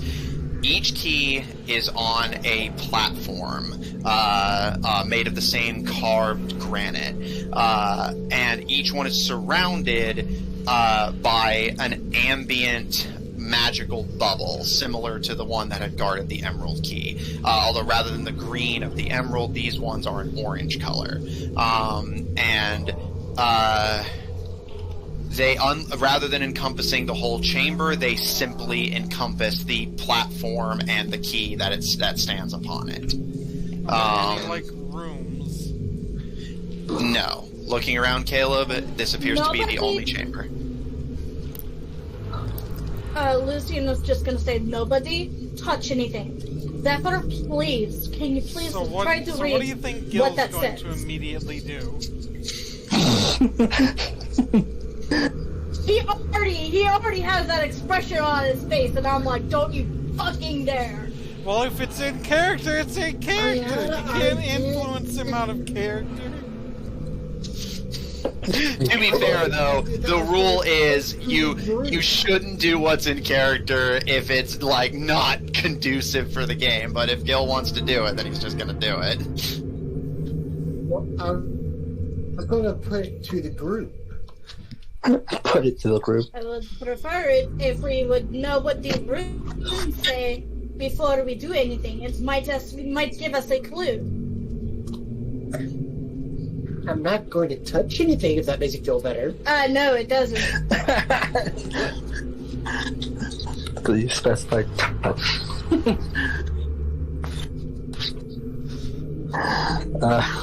At this I'm not point, gonna touch anything. Gil's just going to go off into the other side of the room and just sit there. Good boy. Now, Zephyr, can you read this? Nah. Come on, Zephyr. We need to get the key. Please? Why don't you use your magic? I don't think it works on You writing. know that my magic cannot... It doesn't work on writing, you know that. I didn't say anything about the writing. See, why don't we examine, does the other key have any magical resonance wherever? If this key has a magical, like, aura, wouldn't the one we need have one? If they all have magical aura, then yes. But no. They all have... It seems like they... Okay, does it seem like they all have a magical aura? Don't you have an ability to detect magic? That's what I'm at. That's what I'm I implying. do. I will detect magic.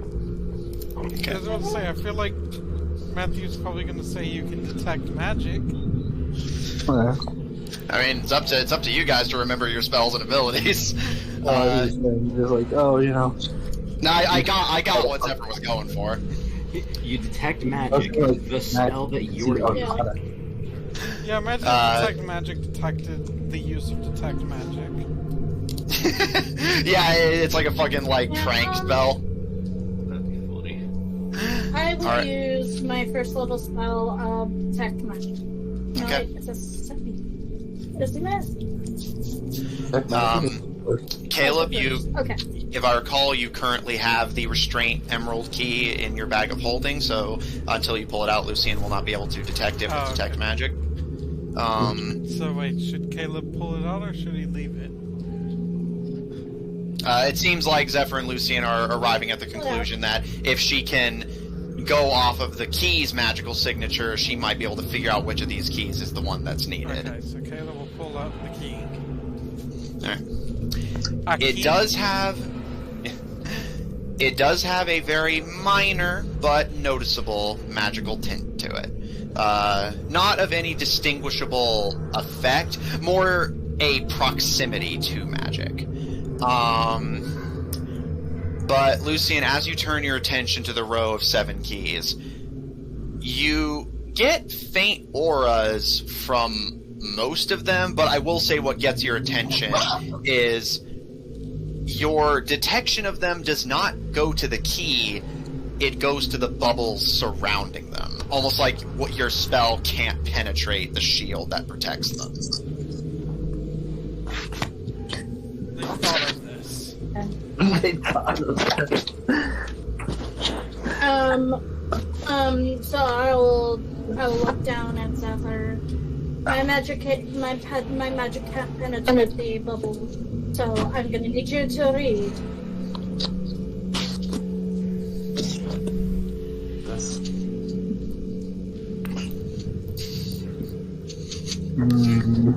Zephyr, please. Thank you. Thank you.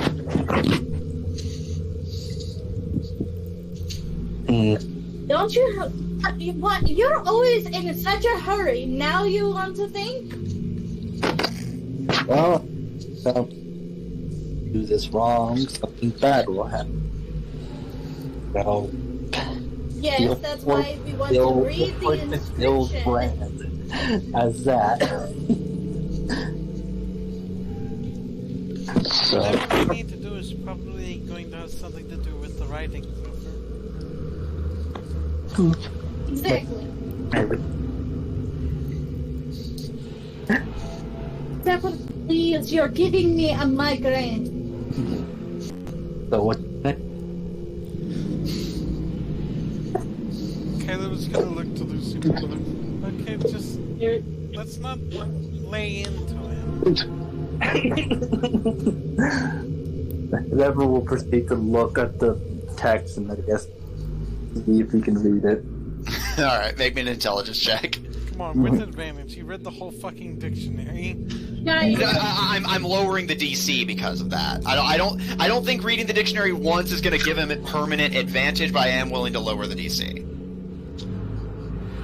Investigation, right? Yeah, investigation. Thank you. Because I mean, like, I would honestly challenge you to read the entire dictionary without sleep or rest or food or water, and then even be able to remember half of it, like off the top of your head. Okay, I thought you were gonna say read the dictionary and be like, and I was gonna be like, you know what, Matthew, just to make a point, but then you're like, without sleep, without. Oh. Like it did. I mean, I did do it for 24 hours straight, but yeah, I don't know if I can do that. Do I have inspiration? I think I do, right? I think we got one. We all got one. Yes, yeah. From last session, all of you got one because it was a good session. So. I rolled. What was it? A 9. All right. I guess I will use my inspiration to figure out this puzzle. Alright. Roll better. So I'm gonna not use the inspiration. Can he take it back like that? Oh yeah, it's advantage, so it would just default to the higher result. Yeah.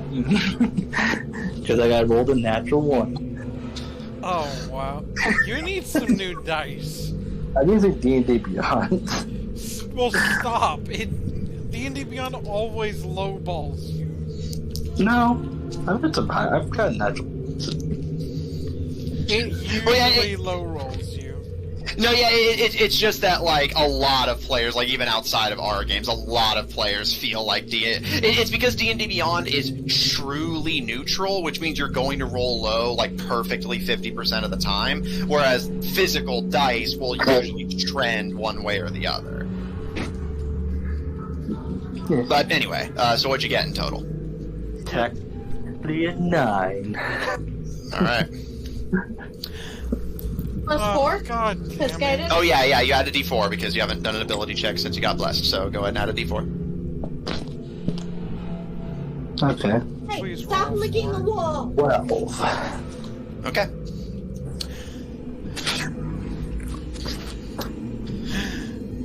As you begin to do your best, as you begin to do your best to transcribe the Draconic runes, you are actually able to get a decent chunk of it. Although to your immediate displeasure, you realize it is a poem. Yeah.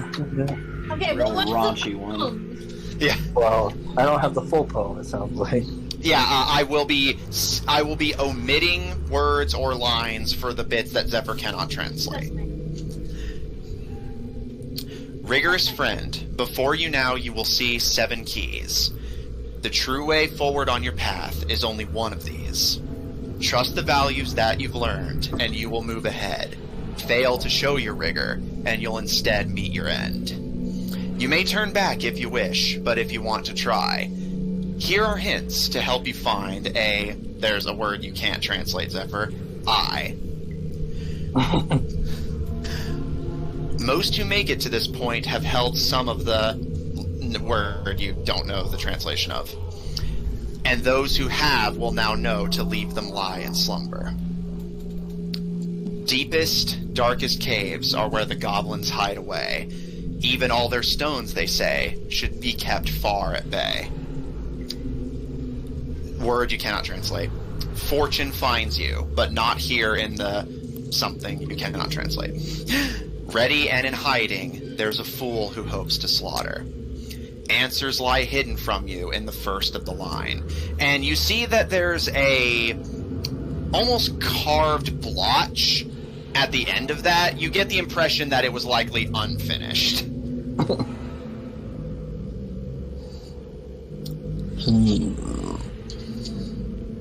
And I will say you also notice that at the start of the poem there is a similar carved smudging.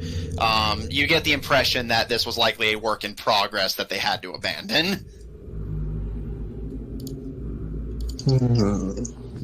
So it said answers lie in the first lines? And answers lie hidden from you in the first of the line. Although it did look like that particular stanza was unfinished. What was the first line of Okay, but what was the first stanza again? So basically for the actual hint section, from what Zephyr was... So Zephyr, do you pass along what you translate? Yeah, you will. They'll say it out loud, basically. Alright. Yeah. Words. I don't know. Words. Most who make it to this... I committed all the memory. Yeah, so from what Zephyr was able to translate, the first of the hints was most who make it to this point have held some of the number.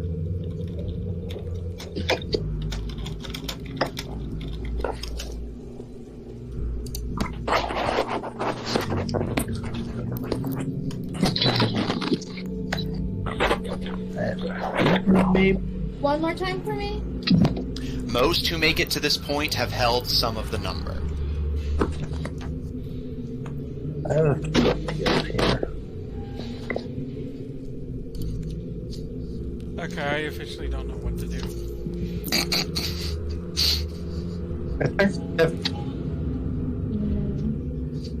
And you said that there's 7 keys? Yeah, there's 7 keys in total, each one made of a distinct material, although nobody has gone to examine them yet. Could Caleb examine them without touching? Absolutely. Can I look but not touch? Yeah. I will say, Caleb, since Lucian's doing it as well, make me an investigation check and I'll give you advantage. Advantage. Guidance. Yeah, and add a d4 to whatever you get. I can't find my d4, so I'm gonna have to use D&D Beyond, so I'm probably gonna roll a 1. Do you want me to roll? Oh, 3 yet.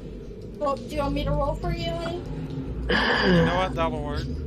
So, Yeah, alright, so... What am I rolling? Investigation? Yeah, investigation, and you have advantage and a extra d4. I don't need the advantage, I just rolled a nat 20. Alright. Caleb, Nice. if there is one thing your family understood, it was material wealth and valuables. You instantly recognize every single material that these are. And you even can remember off the top of your head your dad and your sister occasionally talking about what these things are useful for. You recognize the materials. They are lined up in a row of 7 from the door to the opposite wall where Gil's sitting in the following order.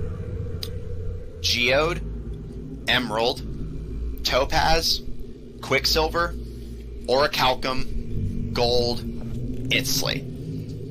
Matthew, slight problem with Orichalcum. And remember, it is sealed in a magical bubble. Okay.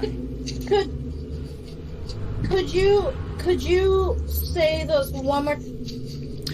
Geode, I'm a little bit slower for me. Emerald, Topaz, Quicksilver, Orichalcum, Gold, and Itzley. What are they used for? Geode, you know to be primarily a just pretty gem. It's not practical for anything that you know of, although it is frequently popular among jewelry. You do know that it is an incredibly valuable Underdark commodity. Emeralds are much of the same, although your father has mentioned offhandedly that he knows of some people who use them as a form of currency. But by your reckoning, emerald on its own is not special, at least from a inherent intrinsic value standpoint. The same goes for topaz. It is not common in Yav. Your Summer mentioned that topaz, or better known by its name Madeira, is actually pretty much exclusively found in the overseas continent of Perugia, because one of the largest veins in the world is found on an island off of the Perugia coast. Quicksilver is, of course, very popular among adventurers and monster hunters for its properties at killing undead and lycanthropes. Orichalcum is, as Neon informed you, a powerful energy source that can prove deadly if improperly handled, as Gil found out the hard way. I don't think I need to tell you the value of gold. And Itzli is essentially obsidian. It is primarily used by goblins as a building material. Didn't the poem mention goblins? It did. But it also mentioned, did it say something about, like, the eye or something?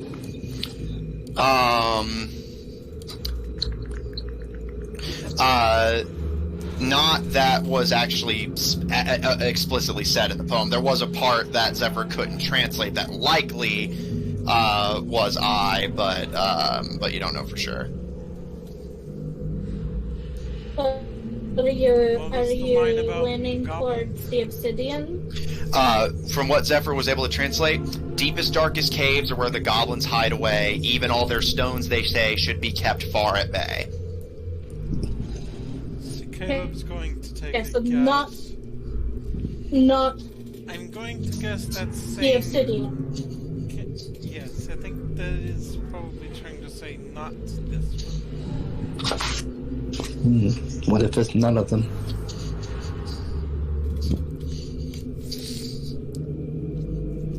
That still leaves 6. What? No, he's saying, like, that's 1 down, 6 to go, basically. Because they know now that Itzli is likely not the right key. Caleb, the GM, best of my memory with my keen mind, the dragon in the Temple of Restraint.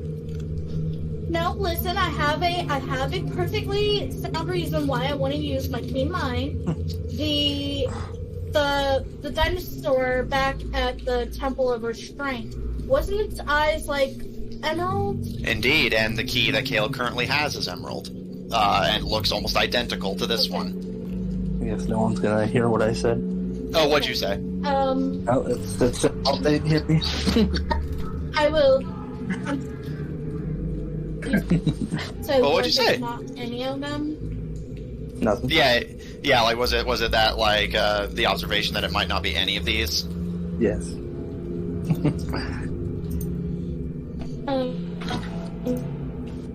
I'll turn to the one in the Temple of Restraint. So you think that it's probably not that one either?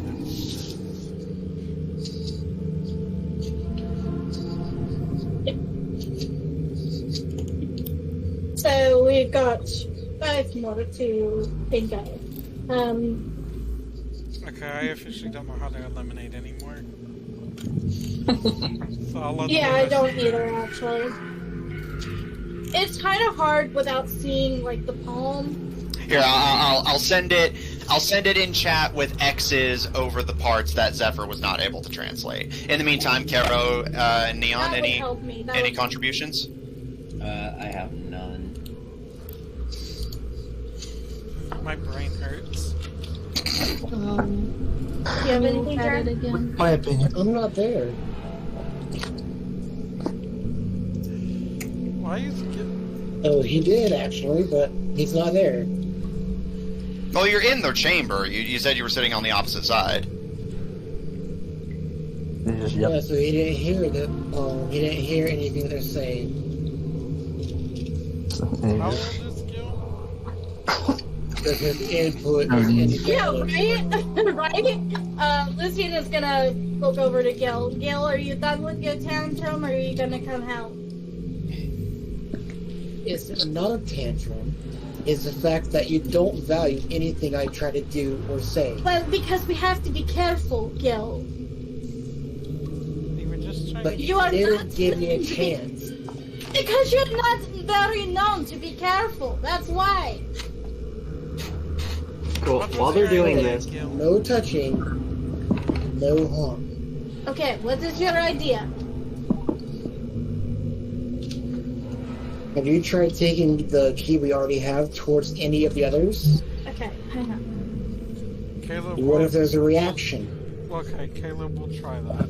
Just because he has no other ideas. Alright, Caleb, you hold your emerald key up to the others, and one by one, hold it close without being careful to not let it make direct contact with the bubble. But eventually, you do not seem to produce a reaction. cool. I have an idea. Go for it. So we can just grab any one of the keys, correct?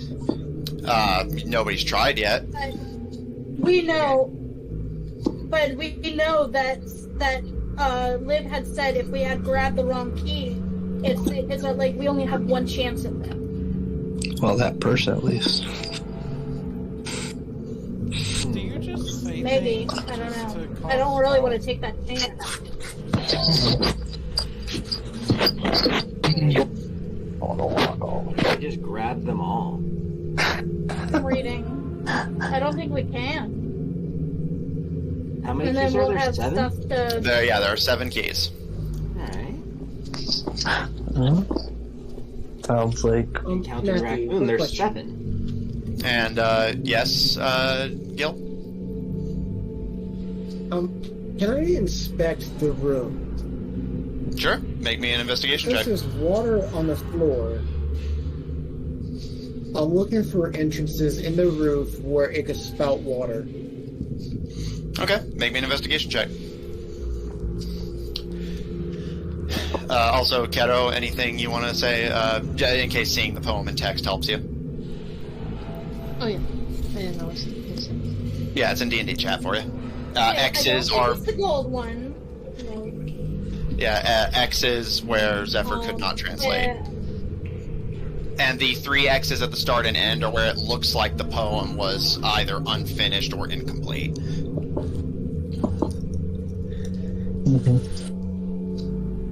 Zephyr's just gonna hit that. Net 20. Okay. Okay. I will turn to Caleb. Look at this last line here, where it says, "Immense fortune finds you, but not in the blank." I'm wondering if it's meaning that gold is not Wait, also what? the answer. It says immense fortune finds you, but No, the not last line says here the in answers the, lie and then like hidden there's from a you in word the that. first line. That's the last line. Yeah, but before that it says immense.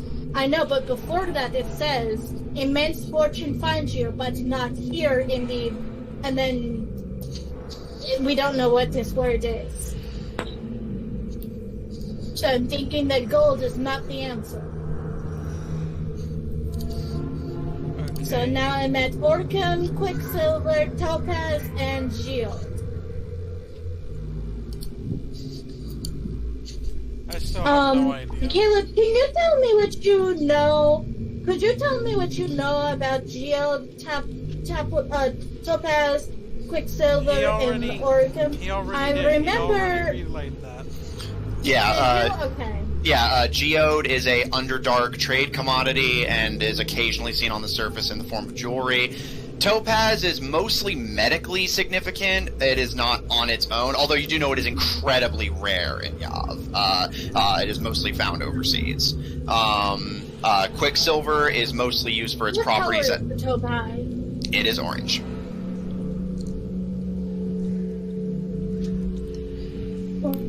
What are the color of the bubbles?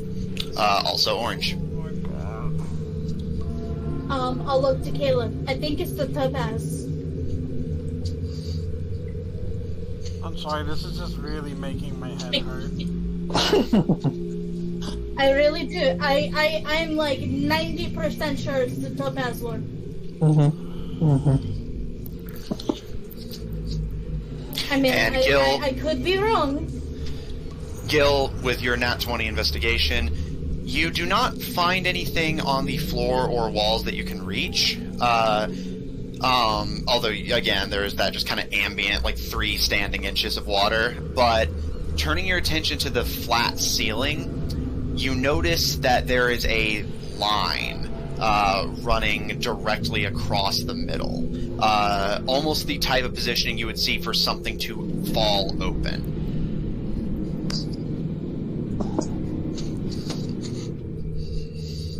And I'll say with a nat 20, you could reasonably infer that should someone grab the wrong key, that door will open and the entire lake and whatever beasts lurk within will just flood in and you will be left to their tender mercies. Let's roll as drowning. At all. Okay. Do you guys want to take this chance with me? I really do think it's the topaz one. If it's wrong, we have serious consequences, but I really do think it's the topaz one. Okay. Caleb was gonna What start if they're towards the all exit, like, well, if emeralds? you want to go on a guess, go on a guess. As he starts walking Okay, towards could the I make an intelligence roll to see if all of my guesswork might be like more? Can I be more confident in my guesswork? I'll say I know Caleb doesn't, but does anyone else have anything they want to try and contribute to the answer before Lucian makes this roll? Caleb's just going to the edge because he's getting ready for something to go wrong. Oh, most likely. Well, and Gil really thinks that there's a possibility that it could all 4 keys could be emeralds. I think that the topaz one is the orange one, is it? The bubbles are orange.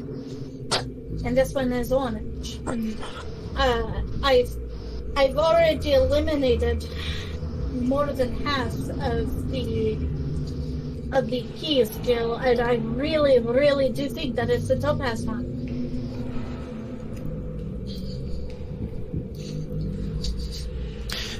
Caro, anything? Go for it.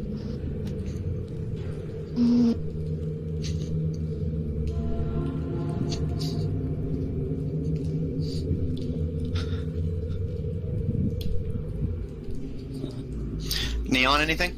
No, I got nothing. Alright, Lucian, make me an intelligence check. Oh my god. Natural 20. So that would be 24. Oh my god. You consider for a moment. And you consider a few things, almost as if divinely coming into your mind. Consider a few things that you had missed. You consider that there were keys in the Temple of Restraint that were also made of Quicksilver. So assuming your hint about the emerald is on the ball, Quicksilver can likely be eliminated as well. You also note that orichalcum and gold look almost identical, and you notice the line, "There's a fool who hopes to," and the thought occurs to you, "Fool's gold." So you can eliminate orichalcum. Right. That leaves geode and topaz. Caleb told you that geode is a trade stone in the Underdark, where goblins live, and that their stone should be kept away. It cannot possibly be geode. And finally, using your keen mind to almost visualize the poem before you, you notice it wasn't the first line, it was the first of the lines. The first letter of all of the hints spell out the name for topaz, Madeira. Oh my god. I do see that. Okay. I was fucking right! Okay, I'm gonna take the topaz key. I'm so proud of myself. And we I all don't like die. that tone in your voice, Matthew. Tone in your voice. Yeah, because I was just like, really? Nobody?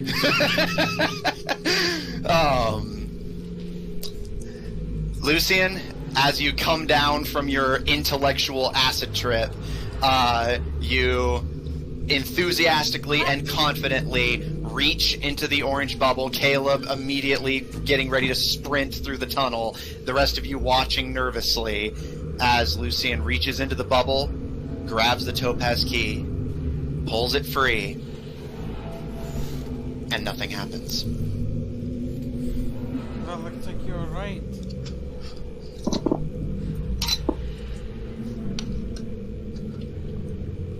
Kind of hold my breath and look around. Also, did she reveal the hint in the first letters of the line? Yeah, Lucian, do you want to explain your thought process, TM, to the party? Yeah, I will. Yeah, I will. In true Lucian manner, will long-windedly explain how she came to her conclusion.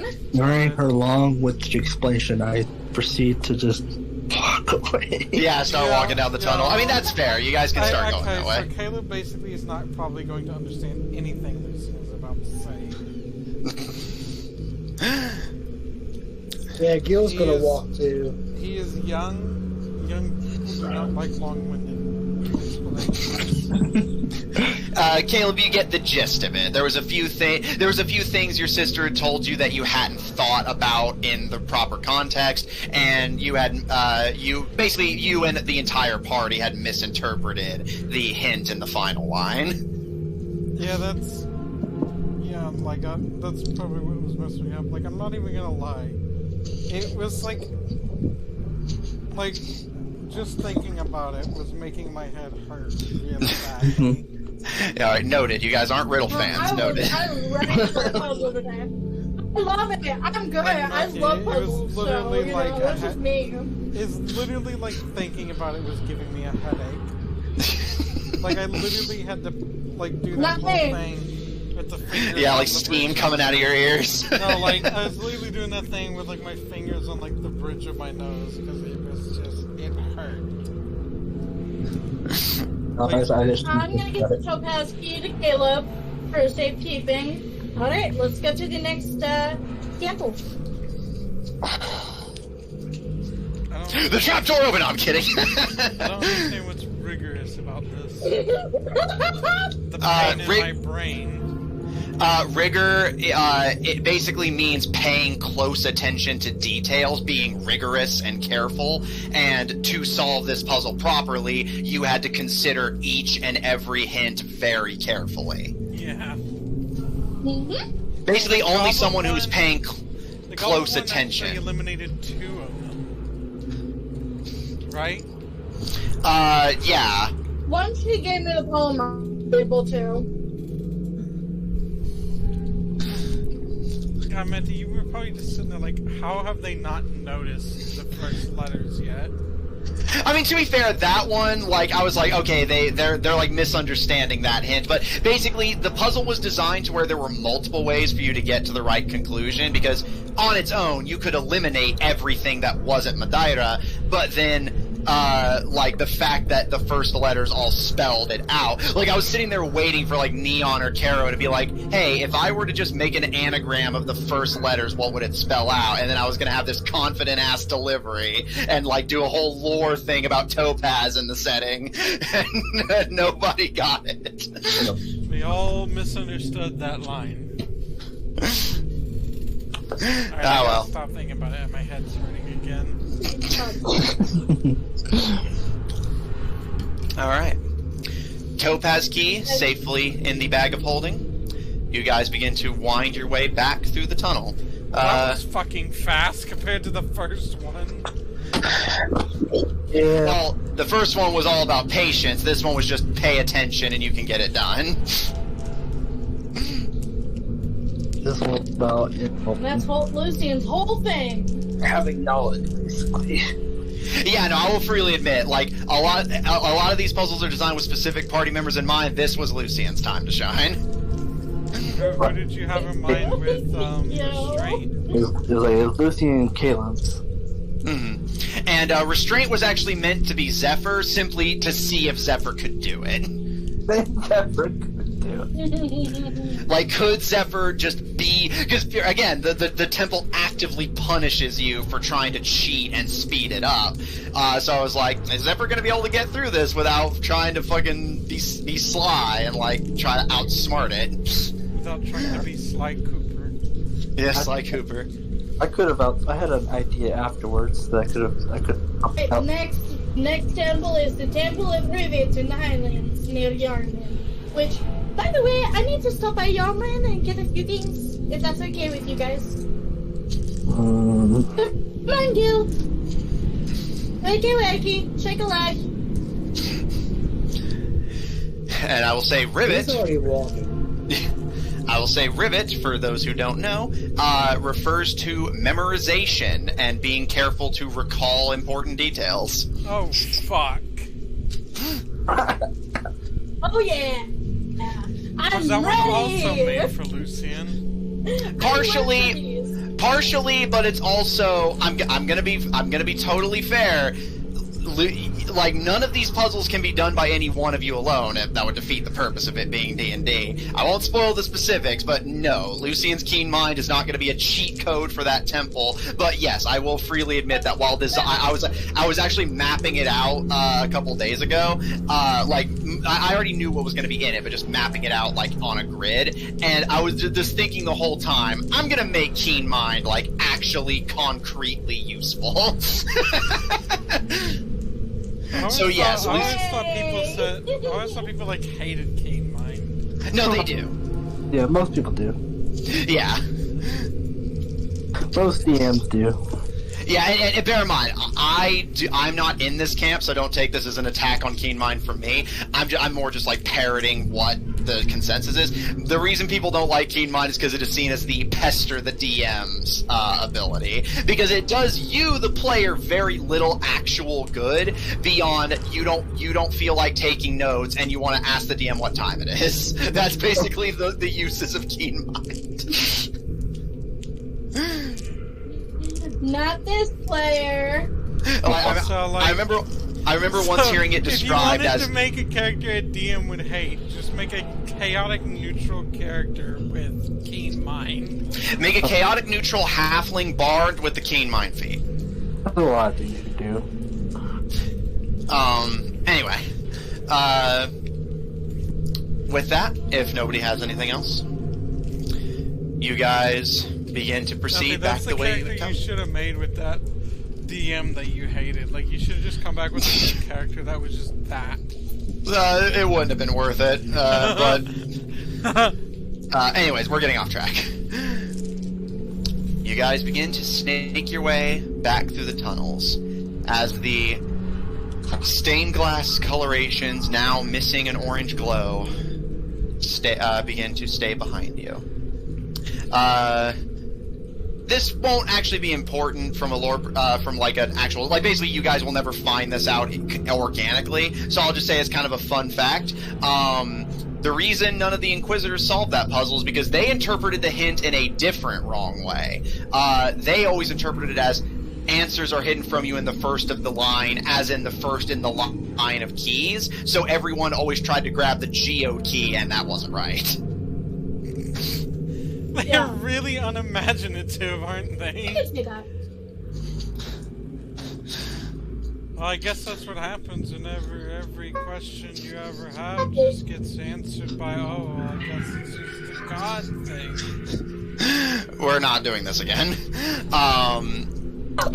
You guys snake your way back through the tunnels.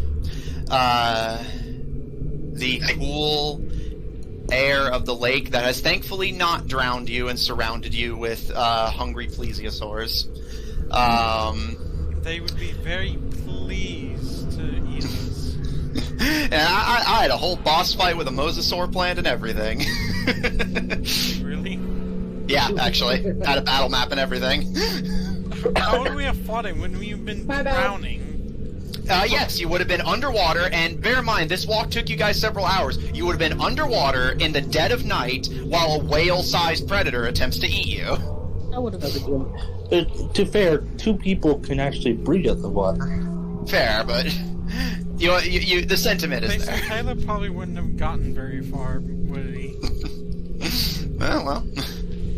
And Caro can breathe underwater, so. Yeah. Well, I mean, to be fair, when I was designing that encounter, I fully expected. I actually designed the battle map on the just assumption that Lucian was going to cast Water Walk and everyone would just fucking rocket to the surface. Yeah, well, no, that's a good actually, point. I was like, I do have water walk. Anyway. So, like, if you use water walking while you're underwater, you just get rocketed to the surface. Yeah, actually. So mad that she's getting rocketed to the surface. No, let me swim! Sees the fucking Mosasaur. No, never mind, I'm good. Oh no, shoots it. Oh no! Kara's like, no, let me swim. Sees the fucking Mosasaur. Oh no! Oh no. You guys take the few hours I guess to get back. Kara is about to croak.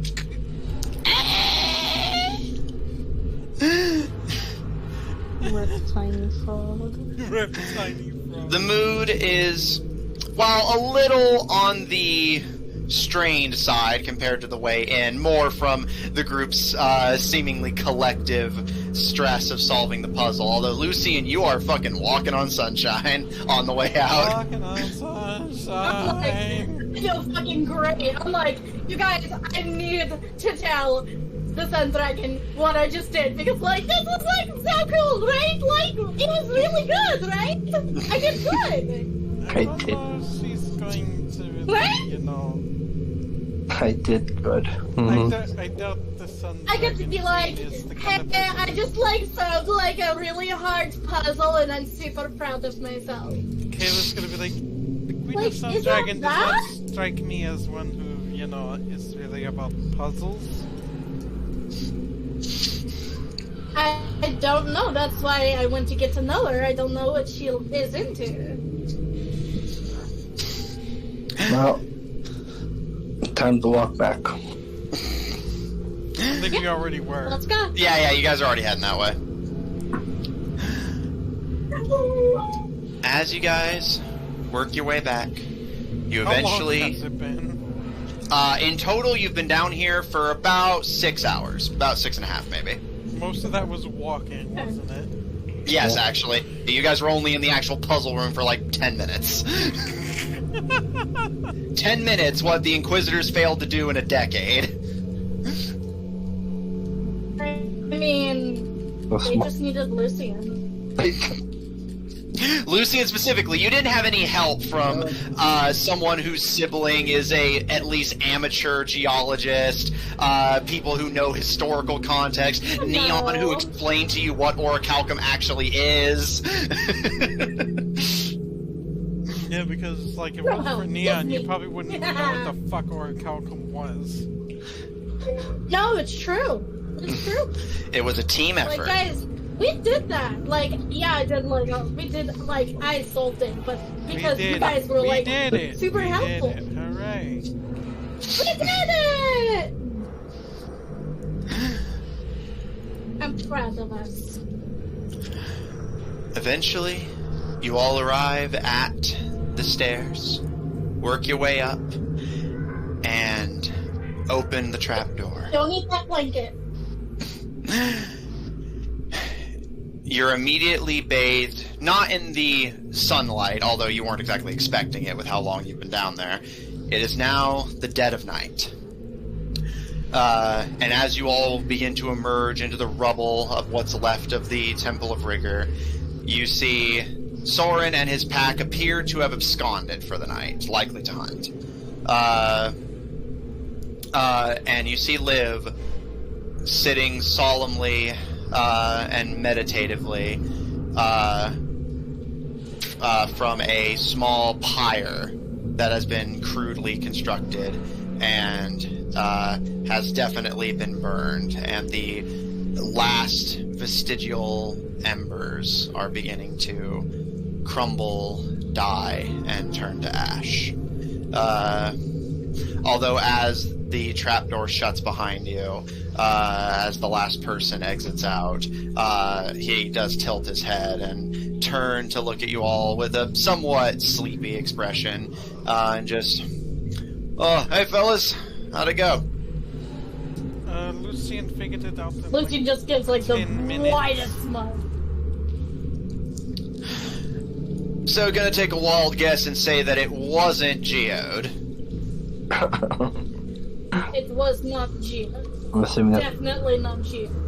It was Topaz.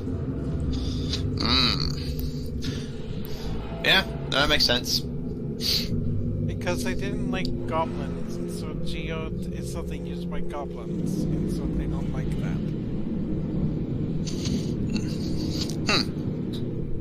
Yeah, I'll be fair. I probably wouldn't have thought of that myself. Well, and he nods to the ember and ashen pyre. Took care of business, made sure the bodies got burned respectfully, and it's all the same to you. I'm fucking beat.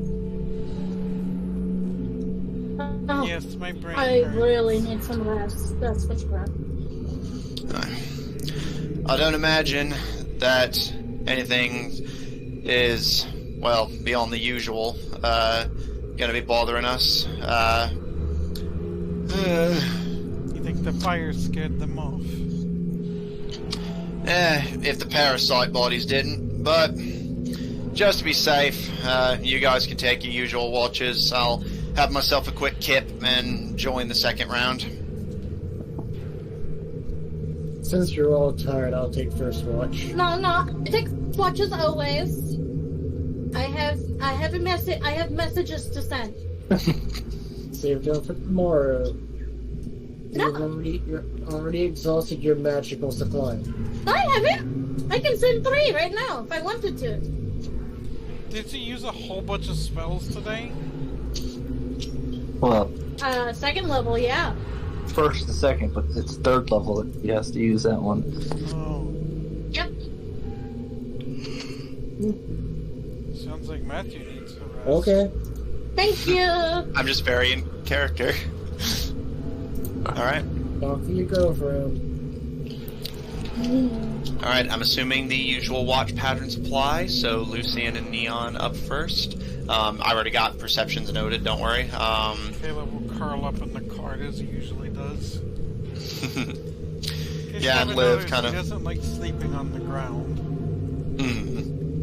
Yeah, and Liv kind of hoists up into the cart and meditates, although he does keep a hand on the hilt of his sword as he does so. And Lucian, as we've discussed, if it's not super plot heavy, then feel free to just kind of go over the basics of who you message and what you say. Right. So my first message to Sundragon would just be like, "Hey, I just had the greatest experience ever. My friends solved a really hard puzzle, and I'm proud of us." Basically, like just hey, I'm proud of us, and I want to show off my intellectual prowess, I guess. Which, to her credit, she takes in stride and comments that she is very proud of you herself, and offhandedly remarks that she's even more impressed given that from the brief conversation she had with all of you at the ball, she got the impression you all didn't like each other very much. Oh. You know. To which my second message will be like, well, things are starting to get better. You know, we still have disagreements, but it's not like it used to be. But things are getting better. And anything for your third message?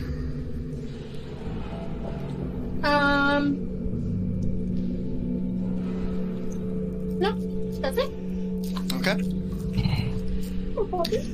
Lucian, you and Neon keep watch for the first chunk of the night. Neon, grateful to be reunited with Morrigan. And overall, your watch passes with relatively little incident. Change the music back to the jungle. I was going to once you guys actually left the temple grounds, but yeah, sure, I'll just do it now. The night goes, or at least the first watch goes by without much in the way of incident. The only notable thing that happens is there's a brief rustle in the bushes, but as the two of you kind of instinctively go on the defensive, it appears to just be the Death Dozens returning from their hunt. And curl up at the edge of the temple, seeming, whether it's intentional or not, they seem like they don't want to step on the actual temple grounds themselves unless invited, given that the only time you saw them do so willingly was when Soren got permission from Taro to take the Inquisitor's body.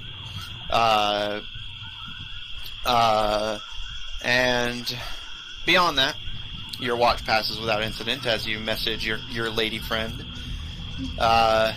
Gil, Zephyr and Liv take the second watch. And this watch passes with little in the way of incident as well.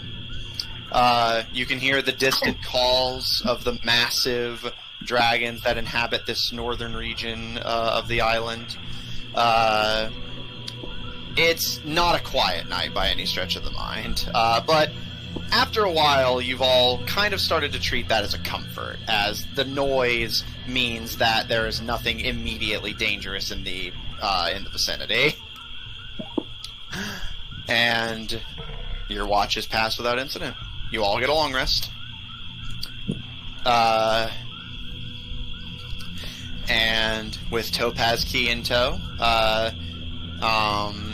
are you guys going to start making your way west towards Yarman? Yes, Yarman. Don't want to, but...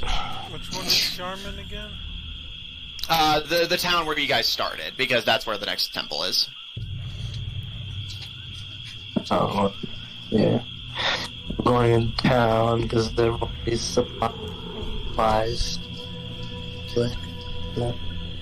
I need some supplies, yes. Can't you create food? Can.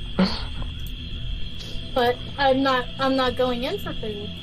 Oh, what are you going in for? I don't think that's your business, Zephyr. What? Well, I mean, you're not wrong. Just asking. Wish not to tell. I need stuff for my I need a herbalism kit, and I want to start experimenting with, Okay. the little chemistry I'm starting to learn. I like how I said you didn't have to tell me, and you immediately tell me. Oh, to be fair, it's a good faith thing, but... Yeah. And what were we going to say, Caleb? I was going to ask, should I take another set of rations and water off? Yes. Unless anyone has a thing they want to do in that regard. You guys begin. Let's go hunting. Okay. Just any time during the trip? Yeah. Okay. He wants fresh meat for his dinner. Oh, gross. Because if we go into Yarman, that means Leaf would have to stay outside, right? Yeah, he mentioned that he is not welcome in any of the civilized territories. It's fine, I just need to run in and get what I need, and I don't plan on staying for too long. Okay. Gil, if you want to go hunting, make me a survival check.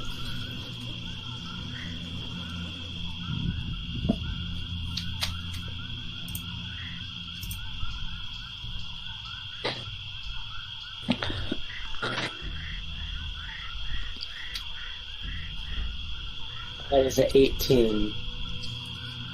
Alright. Taking your time, just whenever you have a free moment during the trek, you occasionally wander off a bit, although Liv or the Death Dozens make sure to accompany you so you're not wandering off by yourself. You? Yep, baby. Hmm? So you have babies, you know? You managed to hunt a few of the large herbivorous dragons that live in the swamps. You managed to catch a particularly large one that's easily like towering over you and like 3 times as long. An iguanodon for those for the paleontologists at home. And that alone will, as long as you make some efforts to preserve it, and if you're eating it every night, that alone will get you to Hjarman without issue. Hell, like the rest of the party can partake in the meat if they want. How long does it take to get to Hjarman? Well, I'm sharing with the party and the Death Dozen. Alright, and Kero and Liv at the lead estimate that to get to Hjarman from this part of the swamp, as long as the 2 of them are leading you, will take you about 3 days.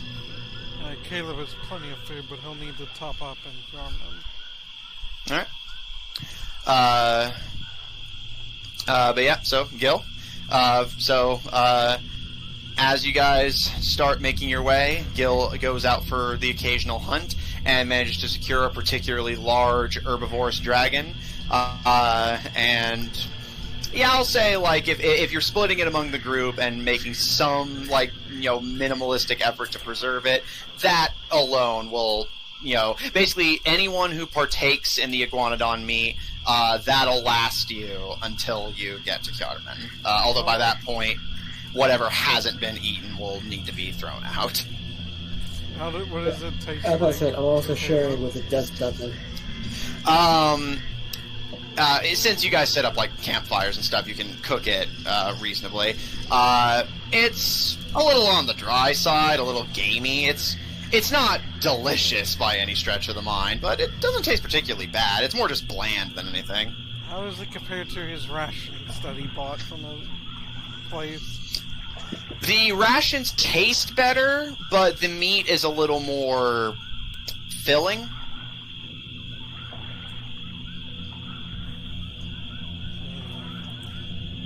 Because the rations are basically meant to be long-term preservables, which means that they are, like well-flavored and well-seasoned, but there's not a whole lot of it, because, again, you're meant to make it last for long stretches of time. The meat is a lot more at once, but it doesn't taste like... Again, it's not terrible, it just doesn't taste particularly good either. It's kind of muscly, gamey meat. Caleb continues to eat his rations. That's fine. Like I said, just anyone who wants to partake in the meat can, and if you choose to do so, you do not need to deduct rations for the trip to Hjarman. Basically, if Caleb was desperate, he would probably eat it, but since he's not, he'd rather... Yeah. He's 14, he'd rather have something that tastes good. Yeah, that's fair. And Lucian, I'm going to assume that you'll be topping off water skins as necessary? Absolutely. Okay. And Gil? Is there something that Ruby could eat too? Ruby can... just only eat fish? Ruby can eat the meat, but they prefer fish. But they can partake in the iguanodon meat, if pressed. Yeah, because I'm getting low on her supplies. Mm-hmm. Yeah, it's not... Basically, it's not their favorite, but they will eat it. What's up, Lucian? I said, does it still smell like fish? It does. I mean, with the menagerie of animals you guys are developing, your whole traveling party just smells of beasts.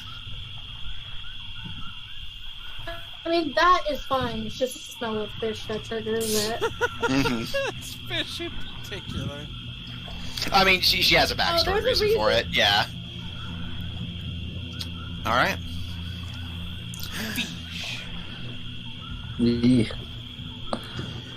As you guys... He really doesn't like fish. As you guys travel through Zipper Swamp, You begin to gradually settle into something of a routine. Whether the relatively quick, painless, and not altogether unpleasant experience in the Temple of Rigor incited some internal thing or otherwise, none of you know, but the conclusion remains the same, that overall the party has settled into a quiet, relatively peaceful pattern. Gil and Zephyr staying up in the latest of night with Liv to keep watch over the party. Liv occasionally wandering off to his own devices, Gil occasionally wandering to hunt.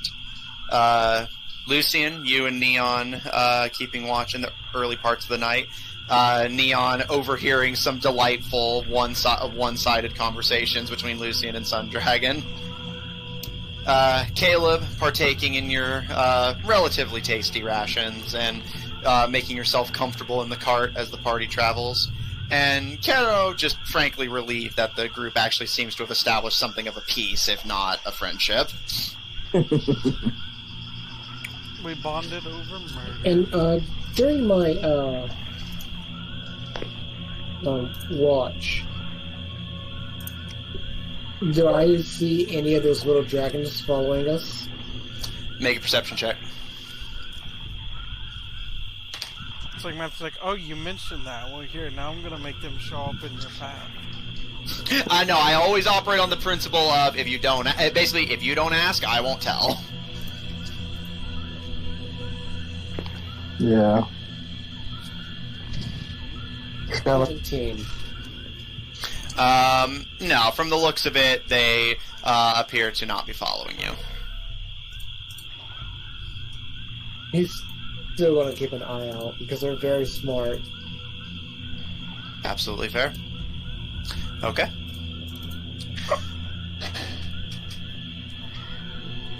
As you guys settle into this comfortable pattern, Lucian topping off water, Gil's hunting, and your own rations, keeping you sustained for food. Take 3 days of rations off now? Yeah. I'll freely say no, there's not going to be any major obstacles on the way. I'm more just flavoring the trip for fun. What's up? One more thing, Matthew. What's up? Out of politeness to our vegetarian, can I also scavenge for plants? There doesn't appear to be a whole lot in the way of fruit trees, but you can gather like leaves and stuff. Just hands Lucian a bunch of leaves. Wow. Like, here, have some leaves. Yes, there. I'll say with your survival, there is some roots and herbs you can gather that will act as like similar to the iguanodon meat. It's not delicious, but it's not painful either. It'll suffice. Just fucking gives the vegetarian a bunch of fucking leaves and like roots and shit. Rabbit food. Yeah. What am I supposed to do with this? It's food. I thought I'd be nice. The thought is appreciated, Gil, but I'm not a bunny. I am not a bunny. Fine. Don't give me meat. You know I will not eat it, but don't give me leaves either. I am not a rabbit. I am not an animal.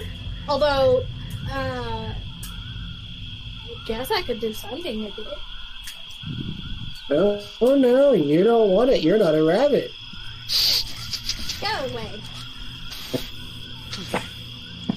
I try to be nice. Caleb is also going to say, don't some of the like sciencey people say that we are animals? We're We're all animals out in the jungle, Dragon 2. You, Caleb, are a descendant of apes. Elves are not. I know Caleb wouldn't know this, we're just out of just curiosity. Where did elves come from in our setting? So I'll say Lucian is a scholar. You would know this, and If it interests anyone else for their character to know, feel free to make a history check. This is more just me doing a little lore thing for those who are interested. Elves in this setting, Lucian is actually right. Elves actually did not evolve in the traditional sense. Elves are created whenever a human dies. Whenever a human dies and their soul is taken by the psychopomps to their afterlife, their soul is split in twain.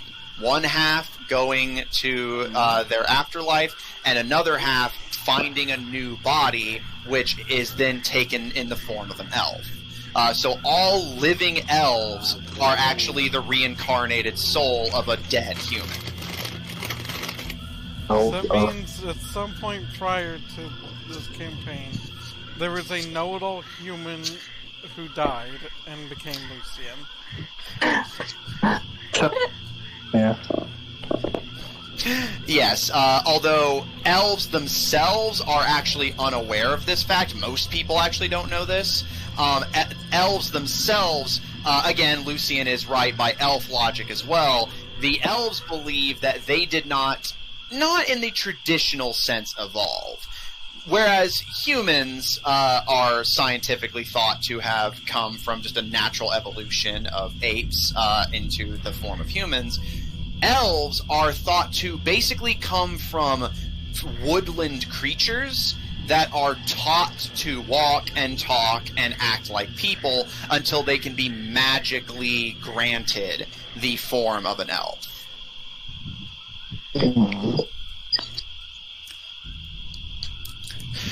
Because this process is greatly similar to the spell Awaken, where you make an animal sentient, elves often work that into their culture. A lot of elvish linguistics when it comes to children and growing up and adulthood often revolves around the idea that adults are considered to be awake and children are considered to be tired or sleeping. Because they haven't quite... And I think Matthew also told me that apparently young adult elves are often referred to as being tired. Yeah, because you're almost awake, but you're not quite there yet. They're called tirelings. So, again, it's not particularly relevant, but just a little fun lore thing for those who are interested. Lucian is a human.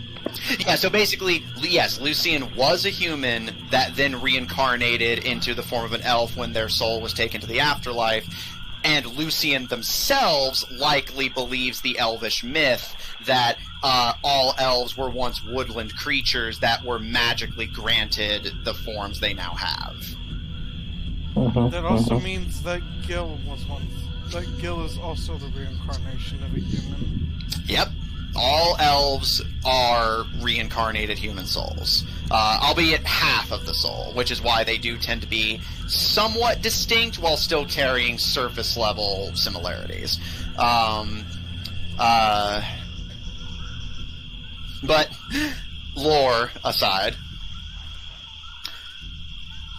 with Kero and Liv at the lead, the trip through the swamp is quick and painless. Days pass. Gil hunts for food. Lucian keeps you guys hydrated. Liv and Kero guide the way. Neon with Morgan pulls you all along. And Caleb and Zephyr, with nothing specific to do otherwise, keep watch on the surroundings, along with Gil to avoid potential ambush. The Death Dozens... Caleb still have that book. One more time, sorry? Does Caleb still have that story that he got from that library? I believe so, yes. I do not believe you returned it, so yes, you can absolutely read that if you want. Caleb is going to continue reading the adventures of this thief or whatever the fuck they were. Yeah. I'll have to look up, I'll have to check my notes to see what their whole thing was. But anyway, Lucian is also going to read in her spare time. Of course.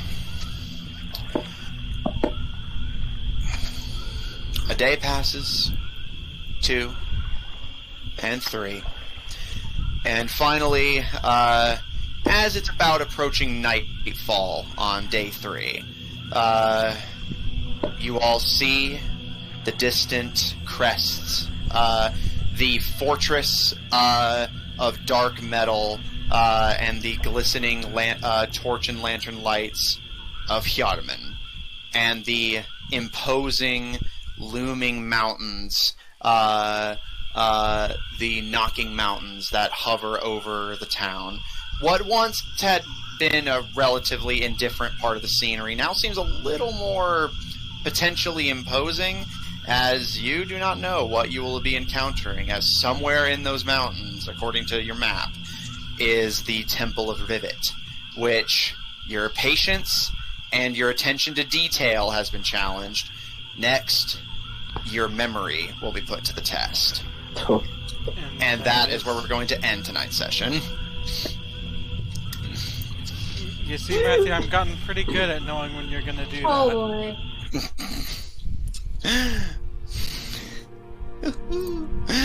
This was an interesting one. It was. Like, I'm not even joking. My head actually hurt. Really? It's not funny. That was a really fun challenge. It was a fun challenge. I just didn't think about it at all. I was like, nah. I know most of you aren't really one for puzzles, but I felt like I had to put at least some in. If you want to see more of my DMing, check out twitch.tv/GrahamCrackers, GRAEMECRACKERZ, for my Friday campaign, The Goldshine Investigations, at 7 o'clock Central Daylight Time.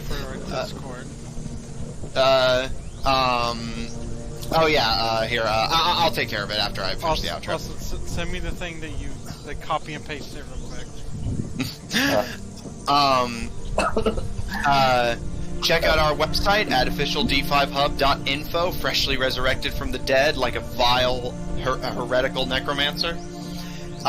Check the link that... check the link that may be posted in chat. We'll post it at some point to join our official D5 Discord server if you want to hang out with us directly. Wait, and support our episodes. Is there a way I can get a link from Discord? Yes, you can. I'm putting it in paste. Alright, yeah, he's got it. So yeah, that'll be posted in chat in just a moment. And support our episodes posted on Spotify, Apple Podcasts, Pandora, Google Podcasts, and the iHeart Podcast Network, wherever you happen to get them from. For our audio listeners, catch us live on Tuesdays at 9:30 Central Daylight Time at twitch.tv/OddTornadoProductions, and check out Odd Tornado Productions Official on Tumblr to find links to our other works, including our Kobold Rogues Twitch channel at twitch.tv/AustinFreak123. If you enjoy what we do, please support us on Patreon. I will be posting a link in chat, or on Ko-fi at kofi.com/OddTornadoProductions, and follow us on Twitter at twitter.com/TornadoOdd, TNO capitalized. And if you enjoy this campaign and want to see another like it, tune in tomorrow, Wednesdays at the same time, 9:30 Central Daylight Time, to see the resumption of our original D5 campaign, Under Locks and Keys, featuring a party of globe-trotting adventurers currently trying to secure Quetzalcoatl's Wind Breastplate, which is the second of the keys they need to open the door that contains a treasure that's value is beyond measure. It's D5 and Discord, never mind. Nothing I can do about it now. Well, I sent it to you. No, I meant... in my message I typed OTP Discord. Oh. There's the Patreon, and if you really liked my DMing here and want to experience it for your own self, I am putting together a party for a paid game. The details of which are being worked on, but the party will consist of adventurers far in the future from these stories, in a world where technology is advancing, armies are growing in size, and adventurers are being faced with their gradual irrelevance. So some fun stuff. I think that covers everything.